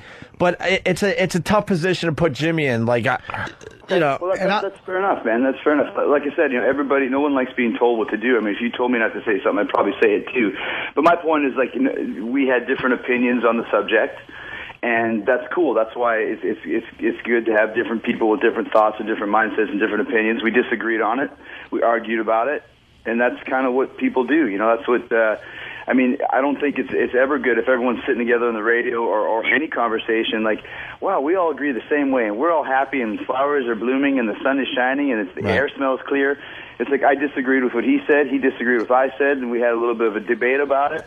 And now it's become, a legendary piece of radio business, and that's part of show business. That's part of entertaining people. I'll give you this much: you had the balls to come back on our show. A lot of guys wouldn't. Well, because a lot of guys go and hide after controversy. And I'll tell you, Chris, my thoughts at that exact moment, like when you said to me, like, don't do it. I can honestly tell you, on 100%. Where my head was at the moment, kind of like sometimes like something will happen and people will go, hey, don't go there, like they don't really, like they're like, don't really say that, not really meaning it in a serious way. And it's like I told you, it was really true too. Like we handled other things, other sensitive subjects that were talked about earlier in the thing were handled very kind of like, respectfully and cool. And if you had said to me, hey man, come on, he's a friend of mine, don't go there. I mean, maybe it shouldn't as a comic, but that would have made a tremendous difference to me, knowing that it personalized it for you. And I know a lot of people now go, oh, Nord's a pussy, he wouldn't have said it. But I mean, that honestly would have made a difference for me. And that really is just where it was for me. It wasn't to try to be like, hey, fuck him, he told me not to do something, I'm going to do it. Right. I honestly I thought that I did mention that Chris and I were friends. It was after. Yeah, it was after. Okay, after. Okay, the point is this, man. It's like, and first of all, like the one thing that you just said, it bothers me on a personal level because, like, not bothers me in a bad way, but like I've known you guys for years, man. Like I said, the first show I think we did was in 2000. It's like, why wouldn't I come back on? I think it'd be a real pussy thing. Yeah. To not come on. I mean, just because you have a disagreement, that's part of, like I said, I could go on your show and have 100 disagreements and argue toe-to-toe with you and call you the biggest fucking prick in the world. Doesn't mean I'm not going to come back on next time because I think our relationship runs deeper than that. And also, like I said, for Jimmy to not go back on and talk to you, it's stupid because next time I do the show, me and Jimmy could be the greatest comedy wacky duo of all time. I mean, that's... I think to not go back on it would be a real pussy move because there's nothing to I mean, we have an argument. It's done. You have a disagreement. We'll never agree on that point, but that doesn't mean that we can't talk and shoot the breeze on other things too. So, of course, I'm going to come back on. I guess at this point we just need an apology from you. Well, just because the thing was blown out of proportion, and I think it would just like make everyone feel a little beher about themselves if you apologize that you might have overreacted. And that was just a joke. For giving you the most memorable radio show there of you all go. time. All right, and there's a part 2 to this. Now you have to officially announce on our show that you're going to be on Raw next week. I apologize for the war in Darfur. I apologize for... Why can't you give us one lousy scoop? It goes all the way back to when you wanted me to admit that I was Chris Jericho when I was playing Moongoose. I just can't do it now. Moongoose. Come on, man. I never do that now. I mean, why not blow up? Why not have it happen today instead of in some boring press release that is just kind of released? Let's get the buzz going right now. The thing is, I think people have a sense of entitlement nowadays because you can go and like look things up on the internet or things along those lines. I'm a magician with many secrets and tricks, so I don't like to give things up. I think it's better you could go and open up your Christmas presents on December 20th, but there's no fun in that. So I think it's better just for everyone just to wait and see what happens, and see how it unfolds. Well, how about give us something where the wrestling sites have to go, well, Chris Jericho was on Opie and Anthony and he said this about his return to the WWE. I say my return will be sooner than 10 years from now and later than tomorrow. All right. That's a confirmation right there. Hey, all right. That's the confirmation you need. There you go. That's a quote, but remember, for all the wrestling freaks out there, on the Opie and Anthony show, Chris Jericho had the following to say.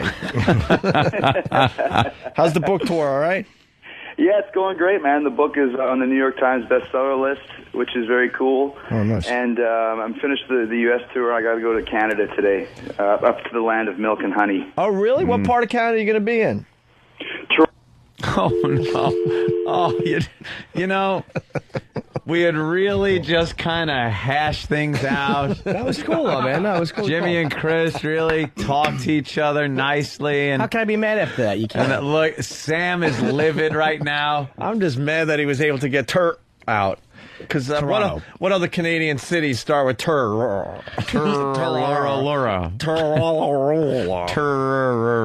on the bestseller list, which is impressive because right now is not an easy time to get on. No. Because there's just like all these. There's a lot of books in nonfiction, right? Like big books in nonfiction. So that's actually it's really impressive. All right. Who's this? It's Chris again. I mentioned Canada. You hung up on me. I thought that was a bit. Damn. No, it's the part of Canada you going to hang up. Why would that be a bit? That's boring. That's hack crap. That's something BJ would do. Nice. You know, we can start a BJ Opie and Anthony feud. No, actually, me and him go way back, and he, he was, I don't know what he was doing. No, he felt, he felt the same way as we did. That's what that came down to. You'll get along with him though. He's a really good dude, man. It's just the same thing though. We had a 20-minute argument, like yelling and screaming at each other, and then as soon as it was done, it was like, hey, man, that was great radio. Thanks. Talk to you later. Next time you're in town, come on in. So I think a lot of people have egos that are very easily bruised and are very easily shattered.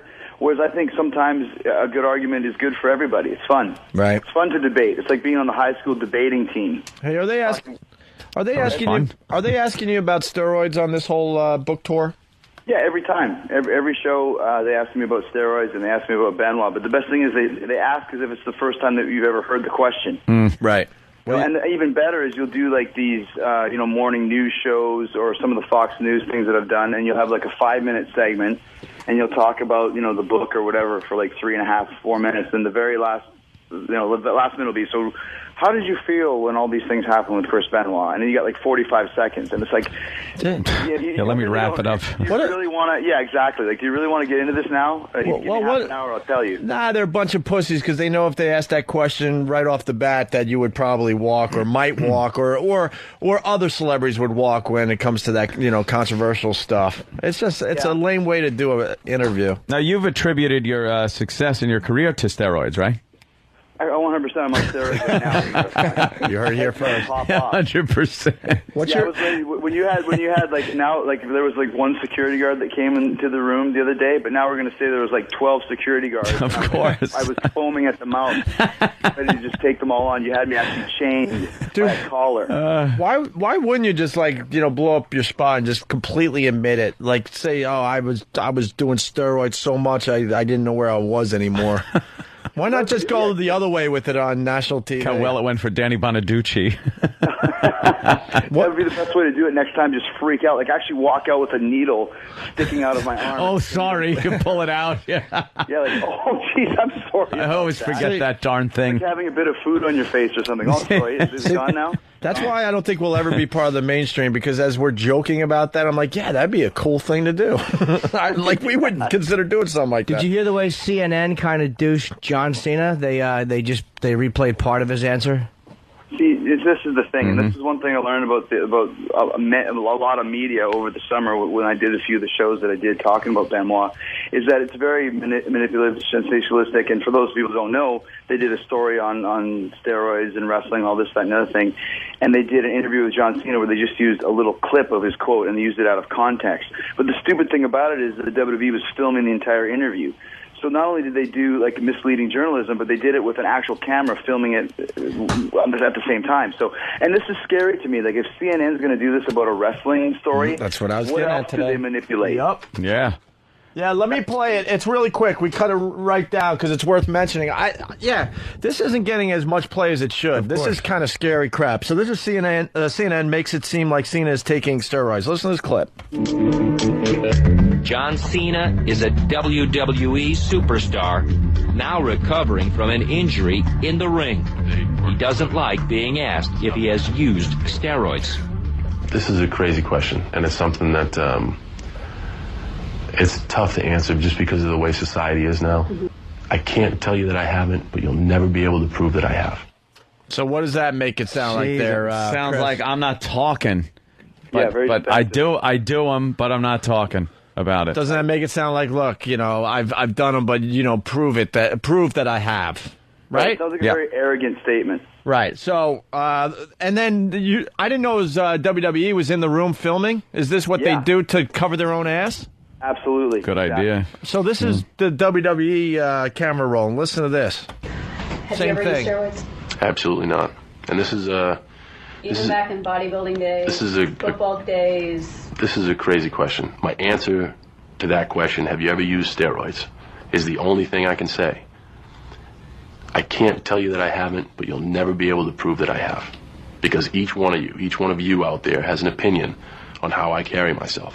And I can take 1 million tests. I've been tested for drugs since I've been 17 years old. I can take 1 million tests. I can pass every one of them.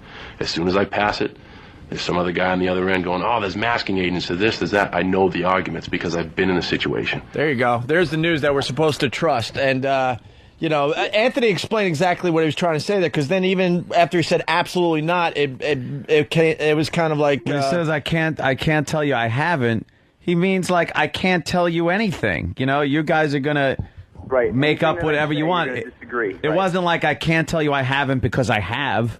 It was obvious what he was saying, but the way they edited it, it made it sound like I can't tell you that I haven't because, I don't want to lie, or I have taken it. And they knew how important it was, the part where it goes absolutely not. That would be just, we got to cut that blows it out of the water, so cut that. And then it gets a little gray over here. Very important part out. Even though he was kind of referring to something else. And just the way they said, he doesn't like being asked about steroids. Like he was giving some disgusted answer, but he actually answered it articulately and honestly. Yeah. No, but it's like you guys said, too. This isn't Inside Edition or TMZ TV. This is CNN, the most respected name in journalism. Blah, blah, blah, blah, blah. Right. What a bunch of bullshit. I mean, that's fucking bullshit. Now, you hear that, and like you said, this isn't getting half as much play as it should, because once again, it's just lowly wrestling. If this was like a politician or Barack Obama or something like that, there'd be a witch hunt going through.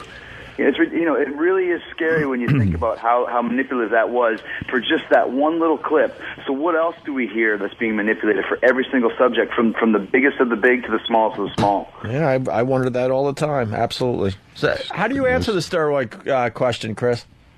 Well, for me, like I said, I realized at a very early part of my career that it wasn't going to make a difference, because I'm never going to be 6'8". I'm never going to be 250 pounds, no matter what kind of drugs I would take or didn't take. I had to think of a different way to try and make it and think outside of the box and work on my personality and make that the biggest part of my character was, the show business aspect of it. Yeah, I got to tell you, it's a pain in the ass to be naturally cut and big, like myself, and. We know it, and that's I'm very jealous. One of the reasons why I was so angry the other day and had so much aggression. Just looking at all the muscle in this room. Yeah, I understand. I have to stare at this. You guys look like Greek gods. I walk in there. What the hell I have to downplay it all the time. I wear baggy stuff. I'm, and then I get a little outrageous on the radio show, and they're like, "Yeah, roid rage, obviously." And it's a pain in the ass to be asked that a lot. And little Jimmy Norton. If you haven't actually seen the guy, it's like when they call a big guy tiny. They call him little because he's 6'8", 380 pounds. He's got a cock like a bear. If I didn't talk, they'd think I was a statue. Just a marbled statue. I like how he brought up your cock. I do too. It was nice of him. Please get a sound drop of that. Put that on my CD. It's fantastic. By the way, I don't know. I'm going to say that Jericho and Norton are talking about each other's cocks. The next time I go to Washington, we'll be arguing about that now. But Norton does not have a big cock. I don't care what you say. By the way, go in there and tell Norton how big his cock is. We need the boys to go to TMZ because I forgot to mention this until right now. So the John Cena thing, it's getting a lot of play on TMZ, I believe. And then they basically said, I think it was on the TV show, so we're going to have to get that. And all of a sudden they're like, watch, we'll show you how easy this is to do. So they go, hey, Larry, as in, Larry King, Larry, have you ever, done steroids? And his answer's like, yeah, absolutely. Yeah, absolutely. And then they go, see how easy that was? It's kind of funny. We got to play that. We'll find that. All right, Chris. All right, fellas. See, this conversation was a letdown for everyone who thought we were going to be yelling and screaming at each other. Yeah, maybe next time. Next time we'll have to find something else. So Norton, keep your frickin' nose clean, because you're lucky I didn't reach through. You're lucky I didn't pop your head off like a fucking zit the other day. Understand me? I actually agree with that. No, I can't argue that point. I'm grateful for the same. He is lucky that didn't happen. First of all, I don't think it's that. First of all, I don't think it's that boring. It's a real moment. And now that we've kind of smoothed things over, I need to know one thing, Chris. Sure. And you got to be honest. I don't want you to play a role or any of that crap. Okay? You're talking to us, Opie and Anthony. We try to keep it honest here. How close were you to hitting little Jimmy Norton? On a scale of 1 to 10, probably about a 2. And I'll tell you the reason why. Jimmy just went because he's been wondering himself. I don't think I would ever hit somebody because of a debate or a conversation or anything along those lines, because that would be such a stereotypical quote-unquote wrestler thing to do. And to be honest with you, the moment I was the most pissed off the whole time is when the security guard came in the room. I found it to be very very pretentious and very... I thought it was like why would I ever hit somebody as a guest on your show to come in there and punch somebody? A, I don't want to get sued. I'm not that stupid. I got too much money to lose. That's a good A. And B, like how patronizing would it be for it was very patronizing for the security guard to come in, and how bad would that look for me, for other wrestlers, for anybody? I thought that would be the exact opposite thing I would do. Yeah. Now, if some guy came in the room with a knife trying to slice me or you or anybody, the guy's going to get his ass whipped. But as a conversation and an argument, there's no way, man. Absolutely not. Yeah, I'll be honest. I didn't at any point feel like that was a vibe. I thought we were pissed off at each other, but I never felt like that was a real. I mean, of course, my thought is there because of my own. I still realize I'm talking to a guy who could throw me out the window, but there was nothing he did to indicate that he was close to that. Okay. Of course not. Of course not. And like I said, that would be such a bullshit thing for me to do. That puts me at a completely asshole level, which I never try to get to. Now, verbally, I might have been an asshole, but physically, absolutely not. Right. Now, before I go, I just want to say, I heard you talking about how hard it is to get on the bestseller list. And did your book make it on the bestseller list, Jimmy? I did, yes, but I have to say, and this is not mock humility, I did it at an easier time. It was over the summer. My book came out in July. But right now, the nonfiction part of the bestseller list is broken down to fiction, nonfiction. There's a lot of books recently come out for nonfiction. So the fact that you made the list, is it's huge. It's really impressive. So my book probably did better than yours then. It's very possible, yeah. I mean, I'm glad you wrote a little book. No, dude. Believe me, a lot of times the easy reads do better. All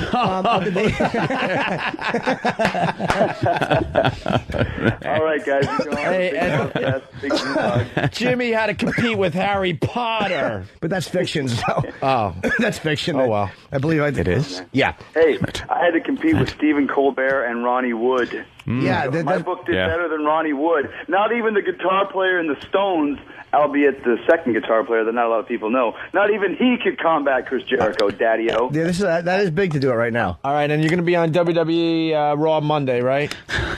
I will probably be in the stand selling popcorn because it's right down the street from my house. Survivor Series. Where are we at there, Chris? Come on. Yeah. When does it all happen? I'm a magician with many tricks, and I will surprise you when it happens, just like Harry Potter you discussed earlier. So the book tour hits Toronto? Hits Toronto and Winnipeg this week, yeah. All right, we're on XM Canada, so the big plug for the book signing. Absolutely. I will be in Wednesday. Why do you do that? I got tricks too. Oh God! Do you think he's laughing right now, looking at the phone? Some tricks. Or is he imagining taking the phone and just punching you in the face? He's probably doing both. He's probably laughing at the image of just belting him with the phone in his hand. Right now, he's going a 10. As soon as he said he had tricks, I had to go there a again. 10 right now. Yeah, I'm very happy that he called in, though. That's very cool, man. Yeah, you agree to disagree, but that's fine, dude. Agreeing to disagree. I don't want to have a never bad happens on relationship the with a show. guy like that. All right, it's Opie and Anthony. Hey, this is Chris Jericho, and you're listening to my little pal, Little Jimmy Norton. Isn't he sweet? Isn't he cute? Don't you just want to kiss him? Every knee must bend, every head must bow. Every tongue must confess, thou art the greatest of all time. Ella, A. Yeah, we suck. Opie and Anthony, y'all.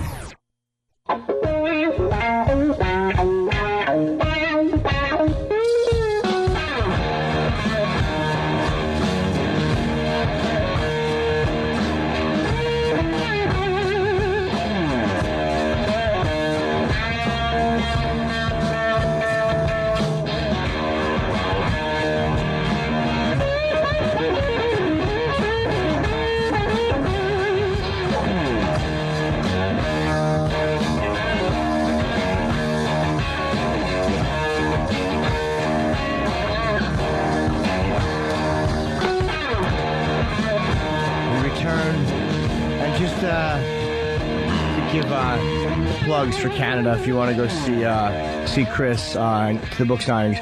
Wednesday the 14th, that's tomorrow, in Toronto, Ontario. It's Indigo Books on Easton Centre. At Easton Centre, 220 Yonge Street. Jesus, Canada has awful names. Yonge Street, 7 o'clock. That's in Toronto tomorrow night.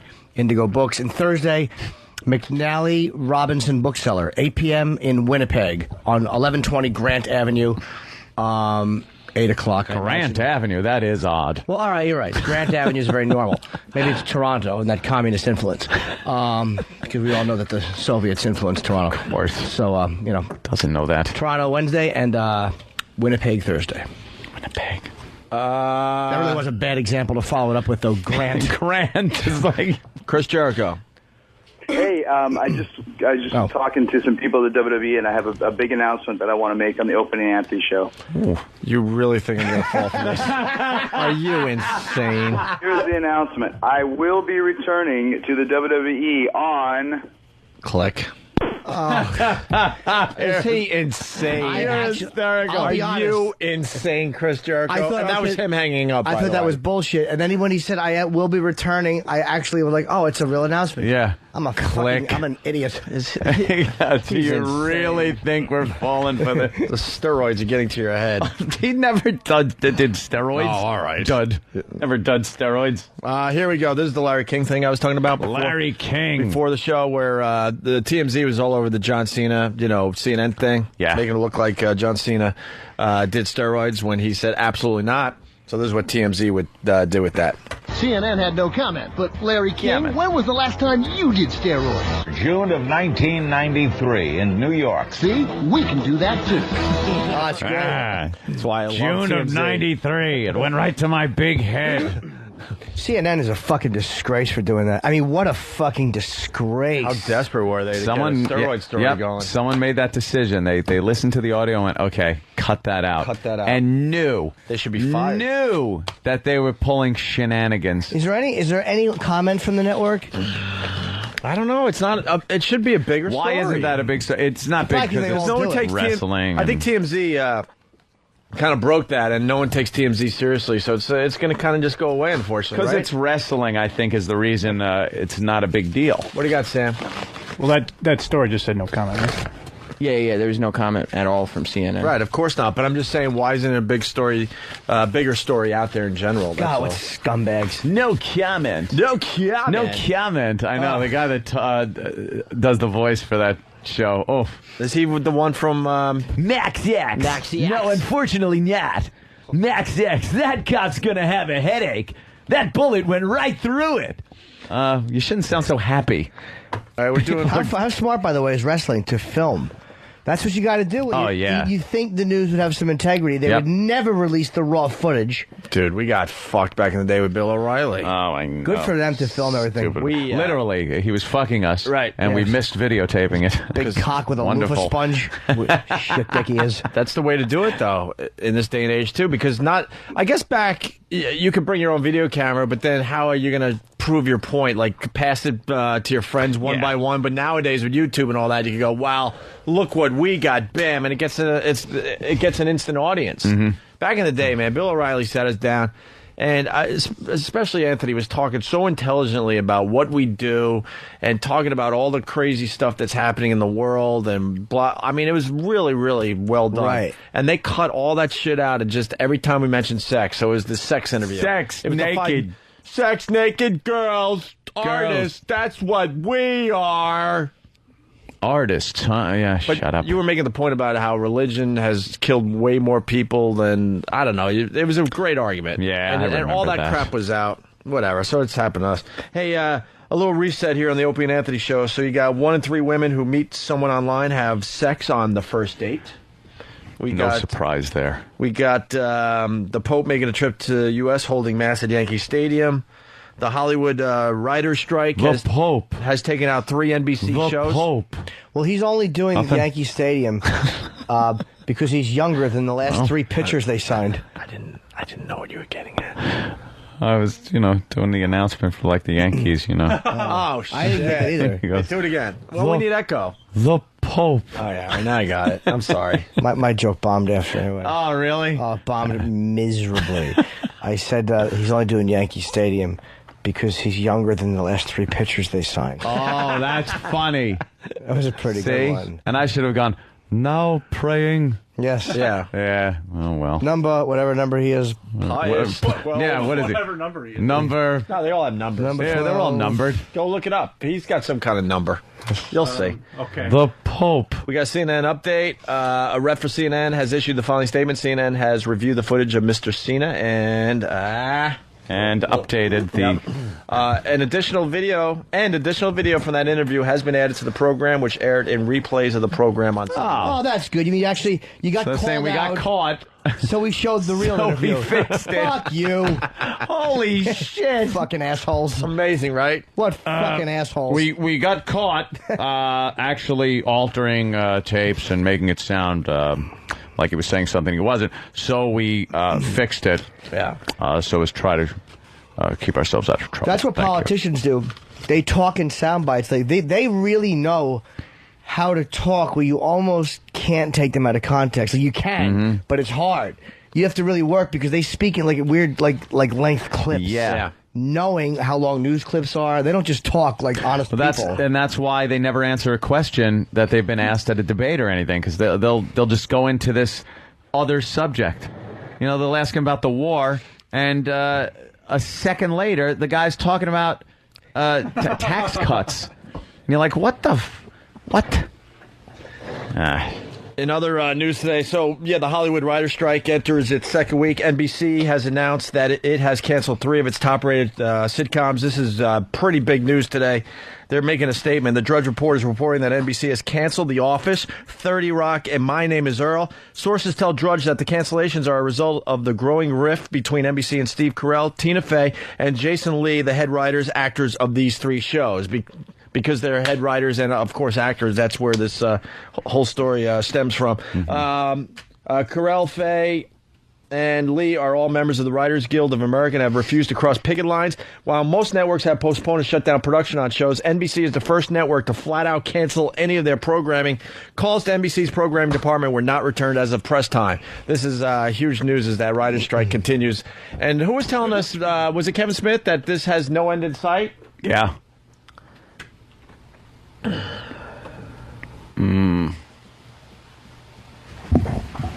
could put it up. Yeah. Wow. Yeah. Kevin Smith was saying it's just the subject is so involved. Right. You know, there's so many issues there that it's not just one of these. Oh, let's. Right. Yeah. So we're trying to set up a video for our next bit. So where's Danny? We got it yet? No? Okay. Right now I'm actually standing and I'm holding my flaccid cock in my pants. Wow, why are you doing that? No reason. I'm just the way I stand. Gee. Just comfy. There. And, Danny, you ready for that? I'm sorry. We're kind of like waiting for you. Oh, okay. What else? Oh, the Prince Harry thing, Jimmy? Now they're saying he was dumped over text messages from a secret admirer. Well, that's a secret admirer. A chick you was Secret fucking. admirer. You don't just get the prince's cell phone to text them. The prince's cell phone. It's not a secret admirer. Some fucking chick he was deep dicking. Some fucking whore from Spencer. Some Spencer chick from Wales. Spencer. Yes, I was fucking the Duchess of... the Duchess. The Duchess of York. In the Dookie. I fucking, yeah. That fuck, whatever they fucking are. They're all somehow royally connected. Bunch of incest. Yes, eating the ass of a distant cousin from Windsor, and she texted him, "Sorry I shat in your mouth, Harry. I got nervous when the phone rang." And his girlfriend saw it. "Who's been shitting in your mouth, Harry? Would that explain your rosy red cheeks?" And then he relies on the same thing he's always relied on. "No one's been shitting in my mouth. Me mum died." "No one's been doing nothing to me. Didn't you see the news footage? I can't see something in the tunnel." Yeah, where did she get the prince's text Phone number. My father's dating a horse now. My mum died, and my father's dating a horse.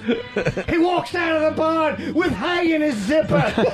No one's shut in my mouth. Who's been shitting in your mouth, Harry? Harry? Talk to William. He likes the transgenders, you know. They call him Deep Dick Willie.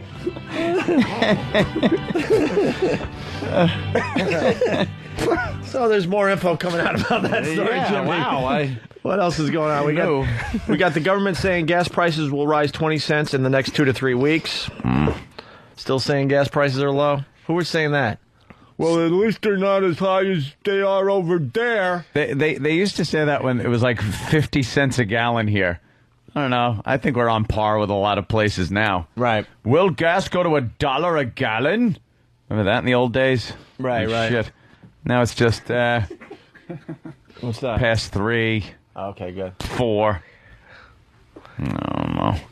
All right. Piss me off. It's the Alice from Hampton. She'd like to know if you want to go to the match, Harry. I can't. I'm blowing off my girlfriend's birthday party. For a bachelor party where a girl's gonna suck a donkey's wanker. Wanker. Me mum used to like that. They used to throw up and a crown would fall off. Did you know me mum died? Here, put this in your mouth, love. Oh, look, short fat Elton John's doing another tribute to me mum. We get it, she's dead. The car was going fast in the tunnel. Lick me balls, hon.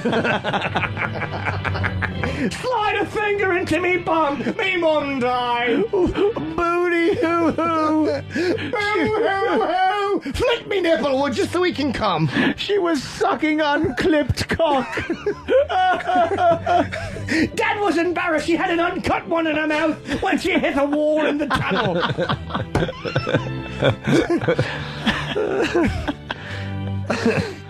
They found foreskin in her teeth. Me mum died. Did I mention that? Right, one in the dumper then. That's right. Put in 2 fingers. Show the prince who's boss. Me admire her. Show me admire her. My grandmother's a cunt. She just stands there with her hands folded. The Alice of Windsor took a shit on my face, and it left little rosy red marks. The English just love shitting on each other's faces. In this bit they do. Too bad there's not a writer in there to get this one-trick pony to go somewhere else with this one. Hey, someone is suggesting 2 princes, 1 cup. And then someone is calling you Red Coat Jimmy's the bestest. Red Coat Jimmy. Thomas Overbeck from Dallas. It's Monty Norton's Flying Circus. That bird's dead. No, it isn't. But me mum is. That bird was in a car in a Paris tunnel.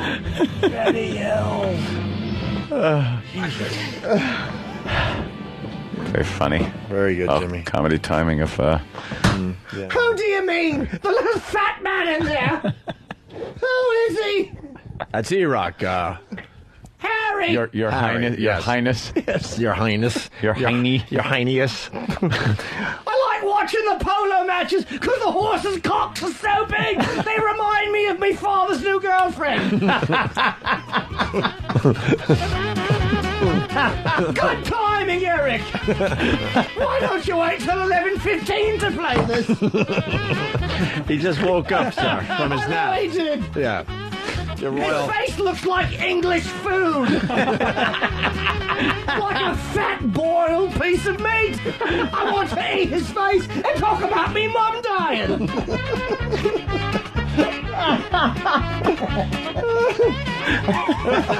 He's a little rosy cheeked himself. He's always hot. This poor fat kid wakes up in the middle of the night and has to cool down. He's certainly frozen at work now, isn't he? He rolls his eyes. That's his idea of exercise. And did you know that Mum had foreskin in her teeth when they found her? They said Dota used to come buckets.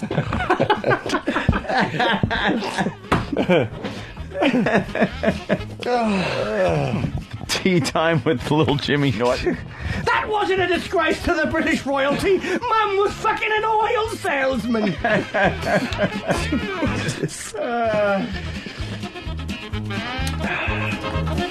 I'm done. But we were just getting started. Oh, no, we weren't. No, we really Our weren't. throat was gearing up to be a little sore.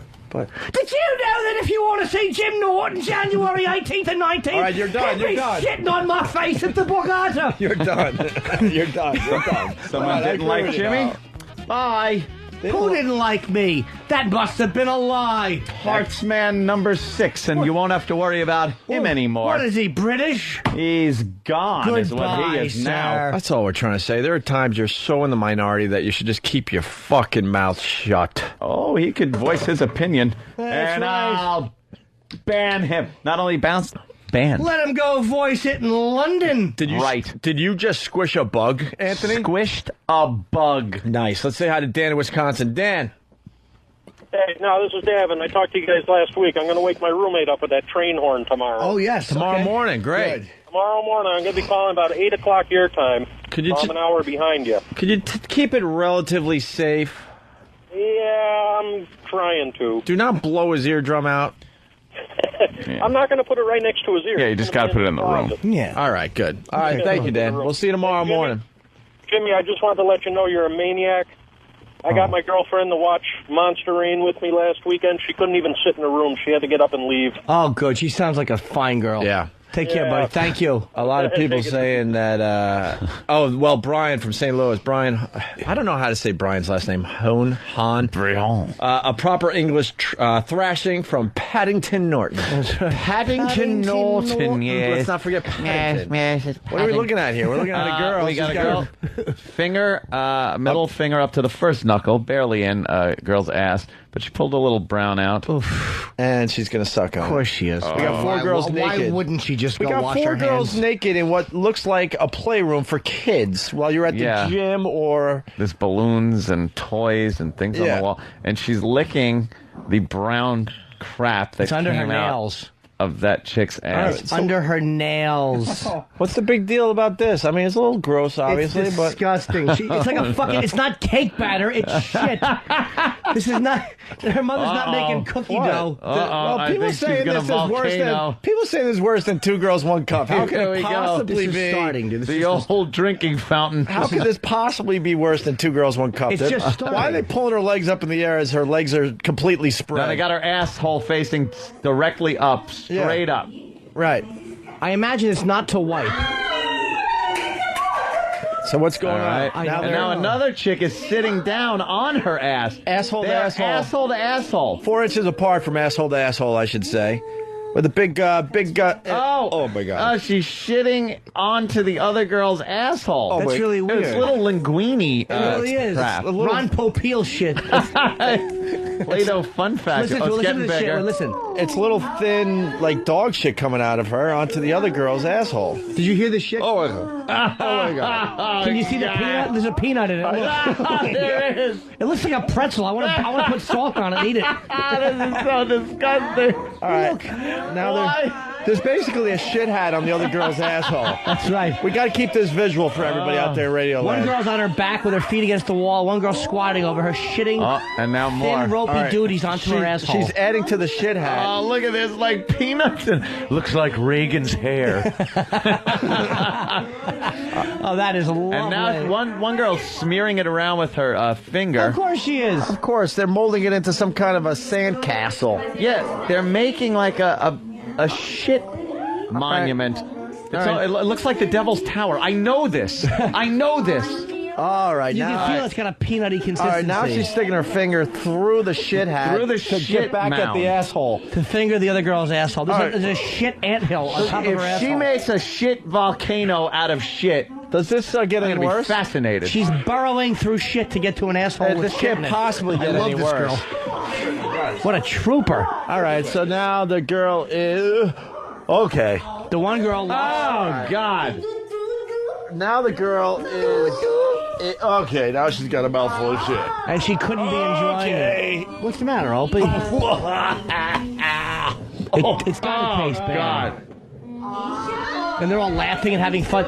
What Academy Award-winning actresses. Do you find a girl that, doesn't have a sense of taste anymore? Dude, how do you not put them in real movies? These girls can act. Yeah, she is so disgusted by this.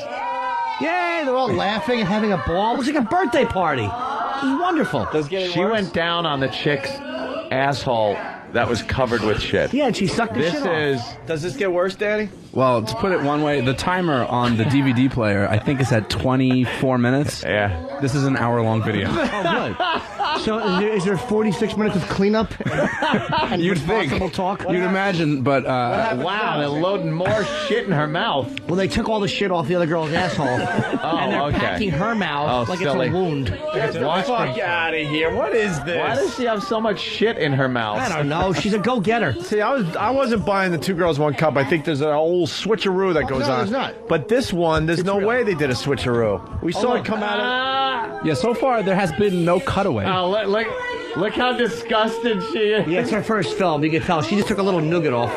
It's like... She's not that good of an actress. Nah, it's like Tom Cruise in his first movie. Yeah. A little awkward. The acting chops weren't there yet. I wish that girl Julie was here to translate. I'd love to know what they're saying as they're feeding shit to their friend. She's chewing it. Oh, my God. She's not enjoying it. No, her eyes are watering. Of course they are. She's on the verge of gagging. She's thinking about her family. Jesus. Now what happens, Danny? She's like, how do I spin this if Mom sees it? Yeah, what are we doing now? We're doing something similar on the Today Show right now. How do I spin this if Mom... How do you fucking make this legit? I like the juxtaposition, because on the Today Show... They're doing some kind of egg thing. It's making pasta from scratch and then mixing eggs and flour, and then we're watching fudge up top. Brazilian scat on top, and the bottom TV has Cooking with Jamie. And there's a guy who looks like John Ritter with fucking Hillary Clinton's hair. Fucking making some sort of... And then up top, there's old shit mouth again. Yes. Old mouthful of shit. One girl is picking shit out of the other girl's mouth on her finger and feeding it to a laughing friend. Yeah, well. Why wouldn't you stop laughing when someone's feeding you shit? Oh, she's rubbing it on her nose and on her forehead. Oh, it's like Ash Wednesday. And now her shit. cheeks. She's making her up. She's giving her shit makeup. Oh, that's kind of nice. All over her face. That's so she doesn't bounce on film. Yeah. Old shit mouth. She's going back for seconds now. Oh, my God. Poor shit mouth just has to sit there. That one girl has the best gig, though. She's just distributing it. She doesn't have to eat it. Yeah, she's putting war paint on the other girl's face. Yeah. Shitmouth must have drawn the short straw. Oh, right on the... Oh, yeah. Oh, you see her face? She's like, oh, boy, this is not good. I'll try to smile, guys. Oh, she's gagging. She's gagging. How could she not be? Just looks like she had a little fun while making brownies in the kitchen. Oh, God damn. She swallowed it. Swallowed it whole. Oh, that's a trooper. All right. 10,000 to take a shit. 20,000 if you want me to eat it and paint my friend's face with it. Holy God. They're finding a lot of things to do with this But shit. they're all laughing and having Big fun. ball of shit.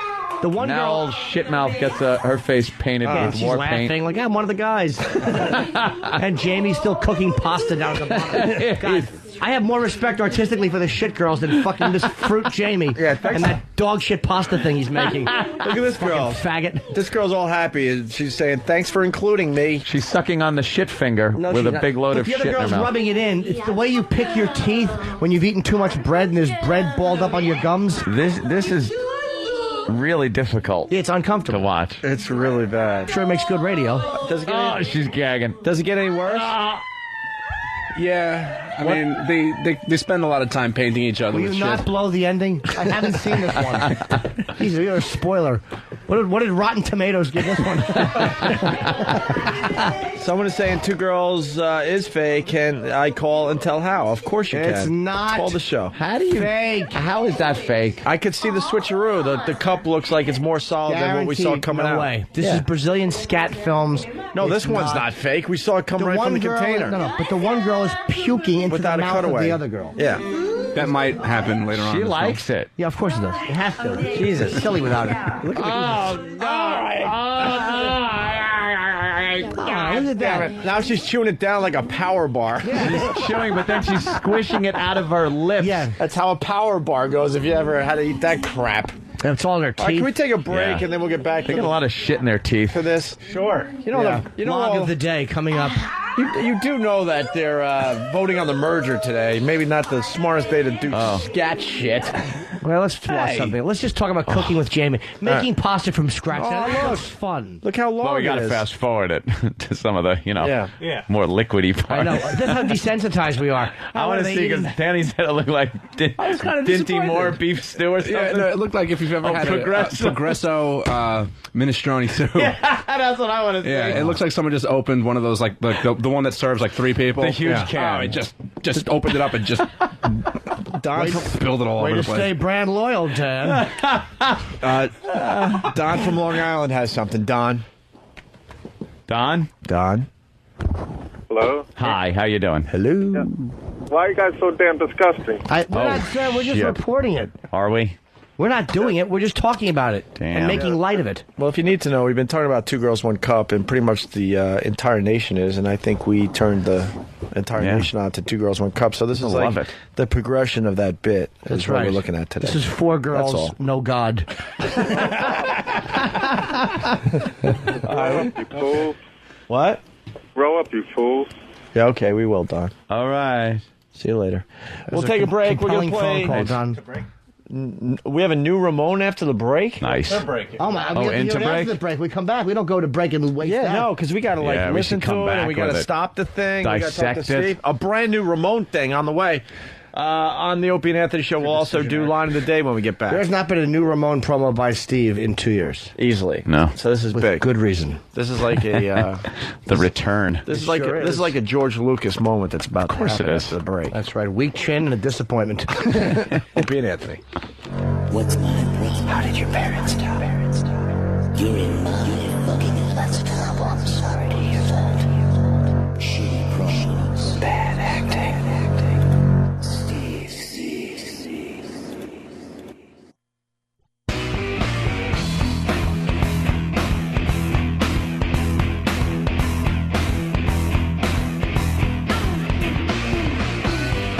Ooh. Well, that was Daniel Pearl's wife. Huh? She's pretty. The reporter, the first one who was beheaded in Karachi. And I think Angelina Jolie played her in the movie. Yeah. She's actually, she's very pretty. She's very, very pretty. All right. What else is going on today? The NBC canceling The Office, 30 Rock. My Name is Earl is big news today because of the writer's strike. Drudge Report is reporting that MIT researchers will announce shocking new information about the life expectancy of the sun later today.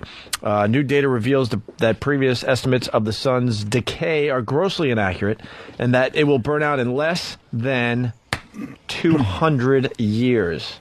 This is a major and shocking discovery, says senior research engineer Alan Lazarus. The rate of nuclear fusion is drastically greater than all previous estimates. The sun is consuming more fuel than it's producing and has been doing so for the past 1.3 billion years.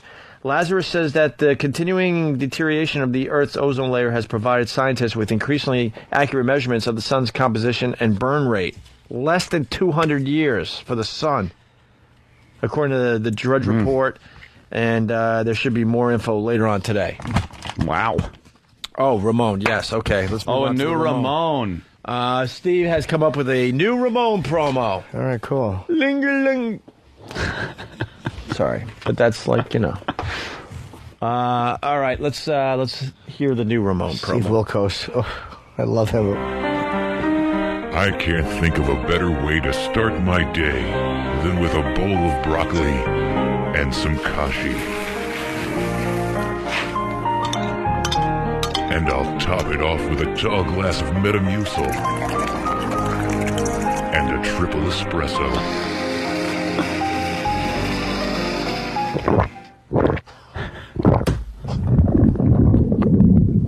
Ramon, fetch me a plastic cup.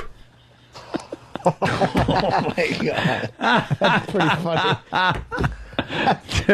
Two guys in a cup. Yes, two guys, one He's cup. He's gonna dump a big one in the cup. I like it. I like it. Oh, Steve, bravo. Steve, very good. The return of the old guy and Ramon. Bravo. But by the way, a lot of people are talking about, before we get to Steve really fast, how Two Girls is faked. It's not faked. Well, the video we just saw, way too much came out of that girl. That was all real. Come on. Well, this is what the guy's saying. How Two Girls is faked is this. First, the girl's a-hole is douched clean. Then chocolate is douched into the a-hole. Then the good what? Then the good what? The good doctor? All right, and then I guess she squirts it out like you would in. Yeah, and that's why the one girl is legitimately puking. Look, yeah. There's like, like Jimmy said, they're not Academy Award-winning actresses, and they are gagging on this shit. It still has to suck, but probably doesn't suck as bad. Dude, when you watch them, when they put to duty, and the consistency of it is not chocolate, it's poop. Yep. It's crap. That guy is trying to find a reason because the humanity in him cannot accept the fact. Exactly. It's got to be CGI. Please, I don't want to accept that this is happening. He needs that to be ice cream so he can feel comfortable reproducing. That hits him on a visceral level. But no, it's not, it's real. Again, if this was a Hollywood movie, like if Hugh Jackman says shit into the mouth of George Clooney, and that's so what if I've jerked off to that? Let's just say another example if you want. That would be CGI'd and phony. This is a Brazilian scat film. This is not a high-budget production.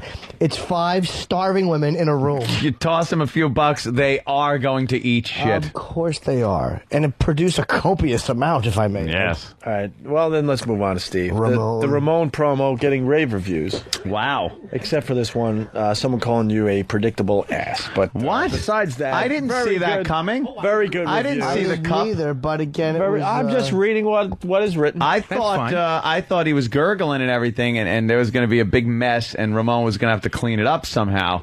But I didn't see the cup line coming. Well, if I may, this is part one of a part two of at least a two-part. I hate two-parters. You kind of a wait a cliffhanger. week. Do I dare say trilogy? Could be a trilogy. Could be a quadrology, if you will. Quadrology. How about a septology or a cestology? Ooh, cyst. System. Could be a good word. bisexual too. Yeah, Could be. sure it is. I won't reveal. Ramon, let's stop pretending. You could come out in character. That would be good enough for us. When is when can we look forward to part 2? I have to voice a few things, and I have to just figure out the way it's going to end because it gets a little. I'm not going to. I certainly You're don't crossing the wanna spoil picket lines by writing. You're writing. If I was unionized, yeah, I would be, but That's true. Yeah, I'm the not. voiceover guy probably wouldn't do any work. Scab. Oh, yeah, it's true. He wouldn't. But he's. But this is just a private moment with him and Ramon. Yeah, I know, but it's being used publicly, and he probably wouldn't like that. No, that's true. From the True. But yeah, it's just an inner, just a look inside what the deep voice guy has for breakfast, and this one is actually called Breakfast at Ramon's.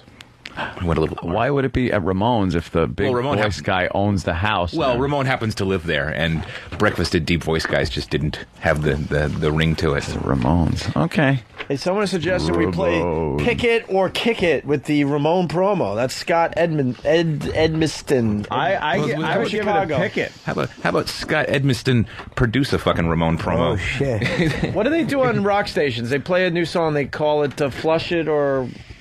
What is it? Smash or trash or something? Smash or trash. Douche or dressing? Some shit sounds edgy, Linger but really longer? isn't. I'm with you. Smash it or trash it. Yeah. All the men are going to run to that promo. That's edgy. Ant said linger longer, but he said it very normal voice. Well, I was tentative on it. I wasn't sure because Jimmy, I didn't hear if anybody Jimmy, tell him heard how it. to do linger longer, please.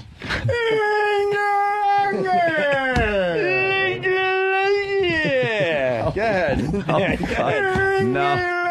I'm incapable of doing that. Join the Linger Longerers. I can Linger never Longer do that. party, and you're invited. I can There's a lot never of do Linger that. Longerers listening right now, so join us. There's no way in hell I could do that, or would I? It's flattering to you because it's based on your Greaseman impression. And a lot of people say that I do a bad Greaseman. I'm not trying to do a bad Greaseman. I'm trying to take something that he does do and You're making it your own. So I'll just yes, let it just deteriorate into that. Pump it or dump it? Pump it or dump it? No, I don't think I've ever heard that one. Porky. Why do things have to rhyme on, like, why does rock, how out of touch are rock people where they think that rhyming is cool? Like, how about just, you like this song or it sucks? It doesn't rhyme. Exactly. Jam it or cram it. What? You could do that. Play it or Jam don't say it. All right, we got it. Crank it or spank it. Whoa, rock. Get out of the way, folks. Rock in the house. All right, we did the taser parties. Did the sun burning out. We did the old lady getting fucking... my first dates, lead to sex. We did that. Yes, we did.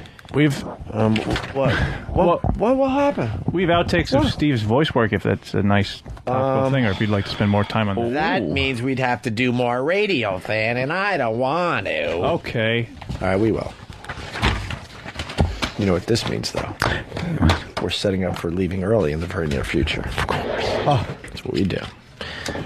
I don't really get these outtakes from Steve, though. No? Not really. Someone can set it up. They're just ridiculous things Steve... this ridiculous sound Steve has made into a microphone while he's been recording. All right, here we go. Like this one? What? Why would you do that? And why would you always have to say what? What? It brings him back. Because it brings me back to whatever I'm doing, and usually it's someone trying to get my attention, like Derek saying, could you stop being an asshole for 2 minutes? Yeah. And I believe number 2 is a favorite sound effect of us around the office. Oh, this one. Oh, I love this one. Steve likes to make this when we're trying to talk to him. That's not true.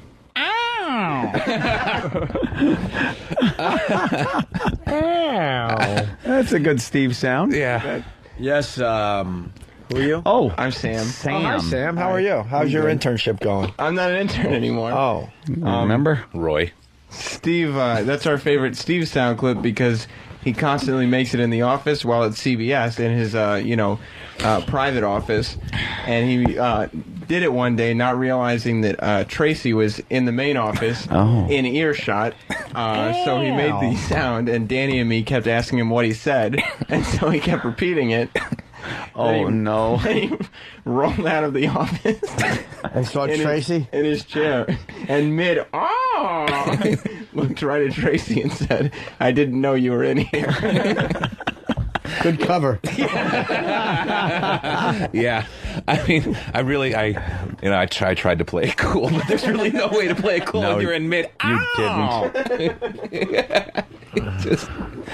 So now what they do is they accost me by, while I'm on the phone, I'll have a chorus of these fucking guys.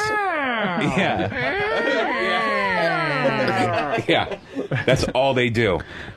That's all they do now, is try to distract me from whatever I'm doing by doing that. Any, Oh, my God. I just saw the most funniest headline ever. You see this thing? Jesus. He goes, his girlfriend nursed him back to health, so he'll never cheat on her. Yeah. Did you see the guy that said that? Yeah. Yeah. She cheated on him? Or No, he cheats on her after she like nursed him back to health. It looks like his face fell off and they put it back on. What did he cheat on her with? A fucking a piece of liver? Fucking a hollowed out ham? No one would fuck this guy. His mouth is hanging open. Oh my God. Can we get the audio? What happened? He's on Maury and he's got like his mouth is kind of open and he looks like a fucking Cro-Magnon skeleton. Oh, it's paying for sex. It's awful. Watching her nurse me back to life, it realized how much I loved her. When I woke up from a coma, she was one of the first persons I saw. People stupid. And I don't think I could have made it through all that without her. I'm not cheating, and even if I were, no woman would even want me with the way I look now. I need her to believe me when I tell her I'm not cheating. Who wouldn't believe him? Bring him out here now. He looks like Steve Everybody, please Buscemi with welcome Down Sean. syndrome. That stupid hat. Oh, he's got a mullet. Oh, he's a mess. I want to know what He's happened got to a his mullet. face. Has been sewn back on, though. Yeah. Oh, an accident. Do Okay. you believe that you wouldn't be here if it wasn't for her? Yeah, if it wasn't for her and her showing me the love that she showed me, I probably would have committed suicide a long time. He must have a big cock. You know what she's going to huge. do if she finds out that you failed this test? She can leave me. I won't want that to happen. You know, because I love her. I love her more than anything in this world. blinks. Oh, he's awful. He's licking his lips. The side of his face that fell off. The underwear that Kim found has on no the nerves. couch, were they from a woman you were cheating with? You said no. The lie detector test determined that was the truth. Who are they from? He probably used them to catch his spit into. Wearing them himself. He dabbed them on his stupid dead lip. This guy's a mess. What's wrong with him? I do that because I need a feed bag under my chin because when I talk, I leaks a lot of fluid. Did you know that hair is mum, Dad? All right, here's another Steve sound.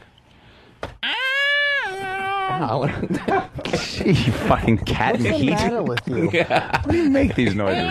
And that's sometimes when we're trying to tell Steve, I haven't done that in weeks. Well, that's because we've mercilessly mocked you about it. That's true. How could you not? How could he expect to not be mocked about that? Awful. Keep it under your hat. I didn't realize. How are you not making production? What are you with that doing? fucking I don't awful voice? fucking know. How is that? I'm so punchy by the time I, get however long it takes to, No, you're not. He's practicing his tranny voice. You're right. He's going to go through a You're full right. transformation. I have no excuse. I'm just an odd boy Dude, who that makes should strange be a fucking, noises. How are you not making production with those voices? Tim's voices are awful. That is almost not of our species. Well, now that you mention it, I think Danny's got a concept for all these things to come together nicely. Why don't we do one live, Steve? Poe, put the truck away. Why? What happened? I forgot I'm staying for a little while.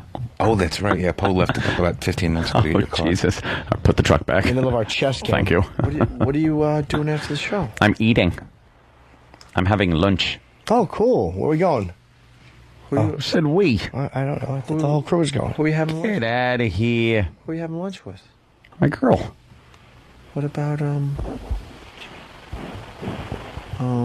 Yeah. Scroll.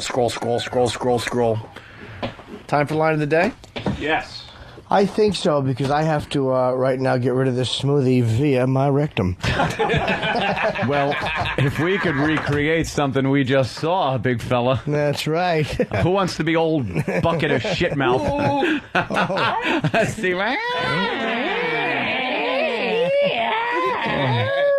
cat and heat Steve. Rub his ass and watch him stick it up in the air. We better be careful. Otherwise we'll make a movie called Three Men, No Stations. Swim, walk, oh shit. Steve, do your Brian Poughkeepsie. Hey guys. Hey, bro. Love you. Love the show. I'm a bitch. Yeah? Bye. Welcome. Oh, What's up, Brian? Yeah, bro. All right, cool. I heard last week you mentioned you wanted to go to the Devils game with the Islanders on Friday. Nah, I wanted to, but I don't anymore. Hey, slow down a little bit. I'm sorry, it was you. Although the Flyers beat the Islanders last night, we're still having a fine season. E-Rock, do you have my tickets for Friday night? Yeah, we do. All right. I'm taken care of. All right, cool. Although, are your seats better than the ones E-Rock has for me? They couldn't be Probably not, worse. actually. I'm looking for someone to go with, so I'm just sitting here with the thing on refresh, getting ready to buy tickets if you were in. But I don't go out with queers! That would be great, though, if you agreed to go and he bought you a ticket and then you just don't show up. Like, you make him wait on a corner and he's like, oh, Opie's coming. And every time he sees a blonde, chiseled god, he just assumes it's you. All right, let's, Ramon, could you do the line of the day, plug whore thing? Read the stupid copy. Line of the day is brought to you by... Ramon. As the man. As the man, not the... Line of the day is brought to you by BodogFantasy.net. Free live scoring, stats, bios, and news that will help you win big this season in fantasy football. It's all at BodogFantasy.net. You are a creep. Thank you. He didn't move when he did that. Steve was very stiff. I was in character. I know you were. Here's a runner-up line of the day. No? No. You're talking about the sun. This is not what if that thing we made breaks down. This is the sun. How about if you put a little greenhouse with plants? Good, you could die in there like everybody else. You and your dumb greenhouse plants. I was just thinking it would make some oxygen, and then maybe it would. Does it make you? Hug your azalea as you both just drop dead together? I didn't realize. Oh my God, that is awful. He sounds like if a goose could talk while it's being fucked by a Japanese businessman. That's what it was. By all means.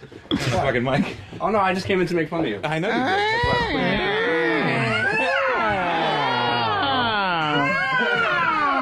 did. Here's another runner-up line of the day. Meth is smoked. Oh. Much like crack or freebase, and it tastes like plastic. You should put it in shoe fly pie and feed it to the Amish and watch them bite their horses' faces. Build a barn in 3 minutes 52 seconds. I like the 52 seconds part, by the way. I had a hard time realizing how many seconds were in a minute. I almost said 73. Oh, that would have been perfect. Here's another. 73 seconds. Dick. Got to be 413, cunt teeth. BulldogFantasy.net. Thank you. Here's another runner-up line of the day. The progression of that bit. That's what we're looking at today. This is 4 girls, That's all. no God. Squeeze it in. Look at Ellen dancing. That's funny. Great. She's dancing. Strike breaker. Oh, she sure is. Crossing picket lines, eating pussy, and dancing. That's what I enjoy. And short hairdos. Here's your line of the day. Here comes line of the day. Line of the day.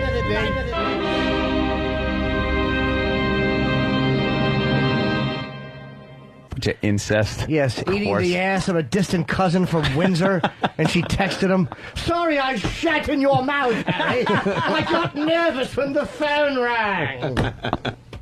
I didn't realize. All right, that will be the sound of the day for Thursday. That's a good You one. guys were right about that. I didn't really get it, but now I do. Yeah, that is just hysterically funny because you're such a douche. Yeah, I know. All right, I'm not going to deny it. All right, done. They will clean up all your talking in a manner such as this. They will make you take a tinkle when you want to take a piss. And they'll make you call fellatio a trouser-friendly kiss. Here's the plain situation. There's no negotiation with the fellas at the freaking FCC. They're as stuffy as the stuffiest of special interest groups. Make a joke about your bowels and they order in the troops. Any baby with a brain could tell them everybody poops. Take a tip, take a lesson. You'll never win by messing with the fellas at the freaking FCC. And if you find yourself with some young sexy thing, you're gonna have to do her with your ding-a-ling. 'Cause you can't say penis, so they sent this little warning. They're prepared to do their worst, and they stuck it in your mailbox hoping you could be coerced. I can think of quite another place they should have stuck it first. They may just be neurotic or possibly psychotic. They're the fellas at the freaking FCC. This will not be over quickly. You will not enjoy this.